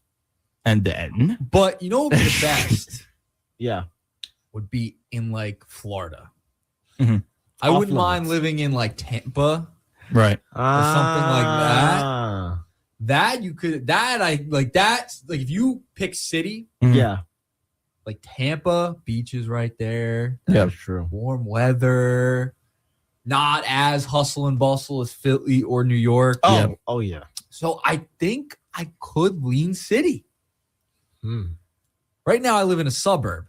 But a good old Barrington over there. Yeah. But very small. Very small. But no, I think I would go city. Right now, city. Interesting. The only problem is that things are very expensive in the city. That's the other part. That's the other part. Every time. But if you take that out, I'll go city. Okay, so we take out pretty much everything. You take out all the experience. I'll live in the city. He wants no fun. It is there. Gramps. Yo, okay. I've been called that way too many times by certain people. Holy, what is happening? I'm crying. See, that's the only board. What is it? -7 days since Vince has been roasted. This banquet's gonna be something, man. Oh yeah, it is. Dang, Vince, I'm sorry. I'm sorry, man. Well, if I don't make it past, you know why? You know why? I'll tell all the people what happened to me. I was abused and mocked and flogged and hit and everything. What's wrong with the city? It's too much. What do you mean it's too much? It's like I don't want to go outside and be stuck in the street for an hour. What? Like you go out there and you're stuck in the street. You're stuck in the street. He's talking about driving. You know that, and then you just walk everywhere. That's the what I point. said. And then there's people everywhere. Then there's people everywhere. The tweaker on the train and he's worse than me. There's a tweaker on the train. What am I going to do? I don't want to be next to him. The crack addicts. Have you ever taken the train? I've taken the train before. For what? I don't know. I took it. I took the speed I've been line. taking the train since I was probably 13 years old. We used to sneak off to Philadelphia when I was about 13, 14 years old. You better not tell the parents. Yeah. Wow. I had a train station right around the corner from my house. Oh. And we would go walk around the city. Is there a train station by your house? Eat, get something to eat, go shop. With the little money we had. Yeah. Swear to God. I've been taking the train since I was like 13. In Atco, was there a train stop? There's a station in Atco and in Hamilton for NJ Transit that goes all the way to 30th Street Station. Okay. That also will drop you off in Lindenwold at Patco. Wow. The more you know. I'm learning. You guys, during your formative years, it seems like, we're stuck inside during a pandemic, so I understand. Yeah, a little bit. Yeah. Zoom was Google Meet and Zoom was my our home. years. I was taking the train to Philadelphia. Nobody knew. Dude, see, that's... I told that later on to my parents. They're like, are you kidding me? I'm like, yeah, look, I'm still here. You're kicking mad at me now. I'm already here. I'm not doing it anymore. So Did you ever come back with like snacks and something? Yeah. They just like wonder. We would go to like different restaurants. We would like shop, like and go to Under Armour, things like that. We go to Apple Store. Apple Store. We didn't have a car. And like, gotta do what you gotta do. We couldn't drive yet. So off we went. Gotta do what you gotta do. I respect it. There was one time we got back within an hour. Like, well, I would say like 2 to 3 hours. So it wasn't noticeable how long we were gone. Oh. That's wow. Huh. See, so you had the plan at least. Yeah, we would look up online because this is when iPhones were really starting to become a thing. Yeah. And back in the day. Good one. Way back listen, then. I had keyboards like phones when I was growing up.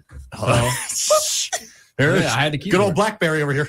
But like, yeah, so we look up the times for the trains and plan it out. Say, all right, we have this much time to hang out in Philadelphia, wander around, go to the stadiums if we want to so choose to do so, and come back. Interesting. Gotta live, man. I know. I've been living. I've been doing a lot this year outside of this place. You know, you haven't taken the train. No, I've driven a lot of hours though. So you're going farmland? Yes. Oh, I'd go farmland. Yeah. What did you pick? I'd go farmland. I've already been in the city atmosphere. I know So you're done. I'm not saying your whole life, but like for a couple of years, sure. Oh yeah. And then I'm back. Oh yeah. Quiet. It wouldn't be too. Yeah, that wouldn't be too crazy. Now I would honestly be okay. Like every time I've gone there, like outside to the city, the only thing is, like you said, the prices. That's like one of the main things because you get out there, it's like, whoa. So yeah, you know what? I don't need the cream cheese. Just give me the bagel. So that's actually just give me the cream cheese. That's the only thing.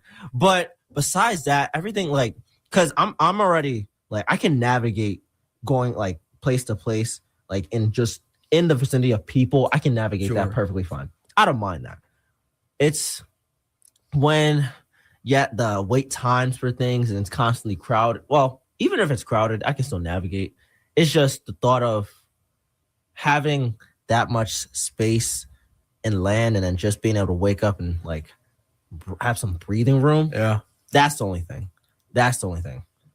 And like I remember, I forgot who this is, but someone had their apartment flooded like not too long ago and stuff like that. I'm like, because if one neighbor has their house messed up, my house is messed up, and everybody else's house messed up. And that's the other part about row homes in Philly, because I used to live in a row home. Okay. So if one, I lived in a townhouse growing up, so I'm aware. Yeah, one house is messed up, everybody gets a piece of that pie. Yeah. So that's the only. Well, it's that connecting factor again. You know, it's. I would choose. Well, especially if a fire happens. You know, I would probably do an apartment. Makes sense. That's probably what I would do. Makes sense. So you'd be in a high rise somewhere. You can go off in a field somewhere. Go milk your cows and all that good stuff. Go milk my cows. You're going to be buying milk from Vince. He'll be the milkman. Exactly. Yeah, I'm the milkman over here. To bring it to Philly. He'll be, raising chickens. He'll be buying eggs from him. The whole 9 yards. Why don't you go to my old stomping grounds, the blueberry capital of the world? You know where that is? No, I know where the cherry capital of the world is, though. Quick Google search. Blueberry capital of the world. Do we know? Jordan, look it up. Yeah, let's see this. Right here in South Jersey. Is it Echo? No. Edmonton? See what he gets. Somewhere in South Jersey. Huh? Okay. Hamilton. I got it right second try. It's okay. There you go. Blueberry capital of the world. Wow. See, there you go. I just got here. The more you know. I had no idea. I had no idea at all. Trust me, my Jersey history is like this. Very, very tiny. Look at me. I live here and didn't even know it. So I've lived here all my life. He's even taking a train. I've taken the Petco train before. Yeah, man. I've taken Petco. Live. I've also driven 42 all the time, and 295 all the time, and 95 in PA all the time, and 76 in PA all the time. Get off your phone. And 676. Get off your laptop and get out. I've been out. I've been out this whole week. Maybe we'll take a trip. Station trip. Come on, everybody, board the bus. Like, and what was that bridge that you said was terrible? And then you guys take Washington Crossing. Up in it's in northern New Jersey. It's a non-toll bridge. It's a little skinny bridge where they have two. It was like he told me which bridge it was. When I was younger, I was about probably in 5th grade. You were in 5th grade once? 6th grade. You were? Oh, really? You actually experienced 5th grade once? Yeah.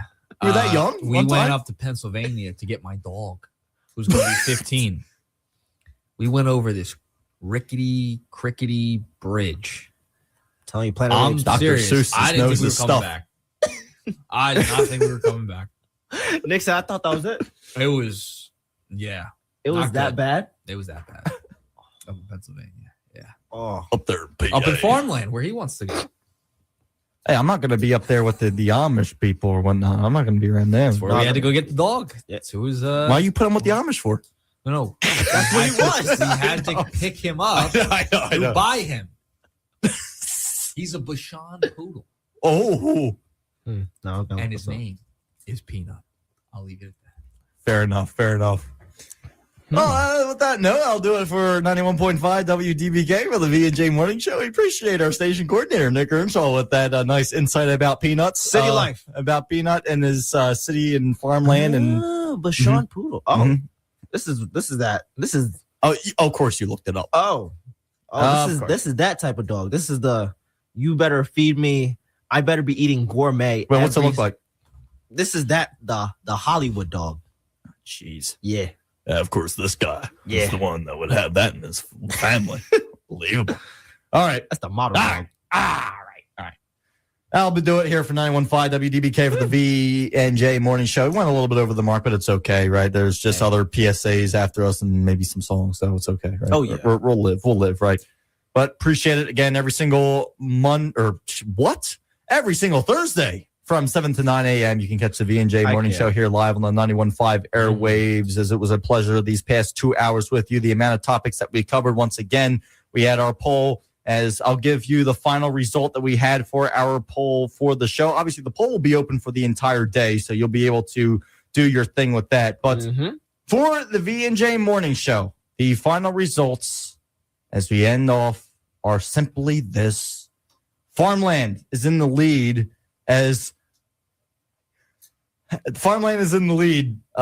has won that off. But I just was looking at one of the voters who, I know for a lot of different reasons. All right, that'll do it. Have a good one, folks. And as always, for myself, Vincent Focht, along with Jordan Leopold, have a good one and God bless. You're listening to 91.5 WDBK-FM, Blackwood.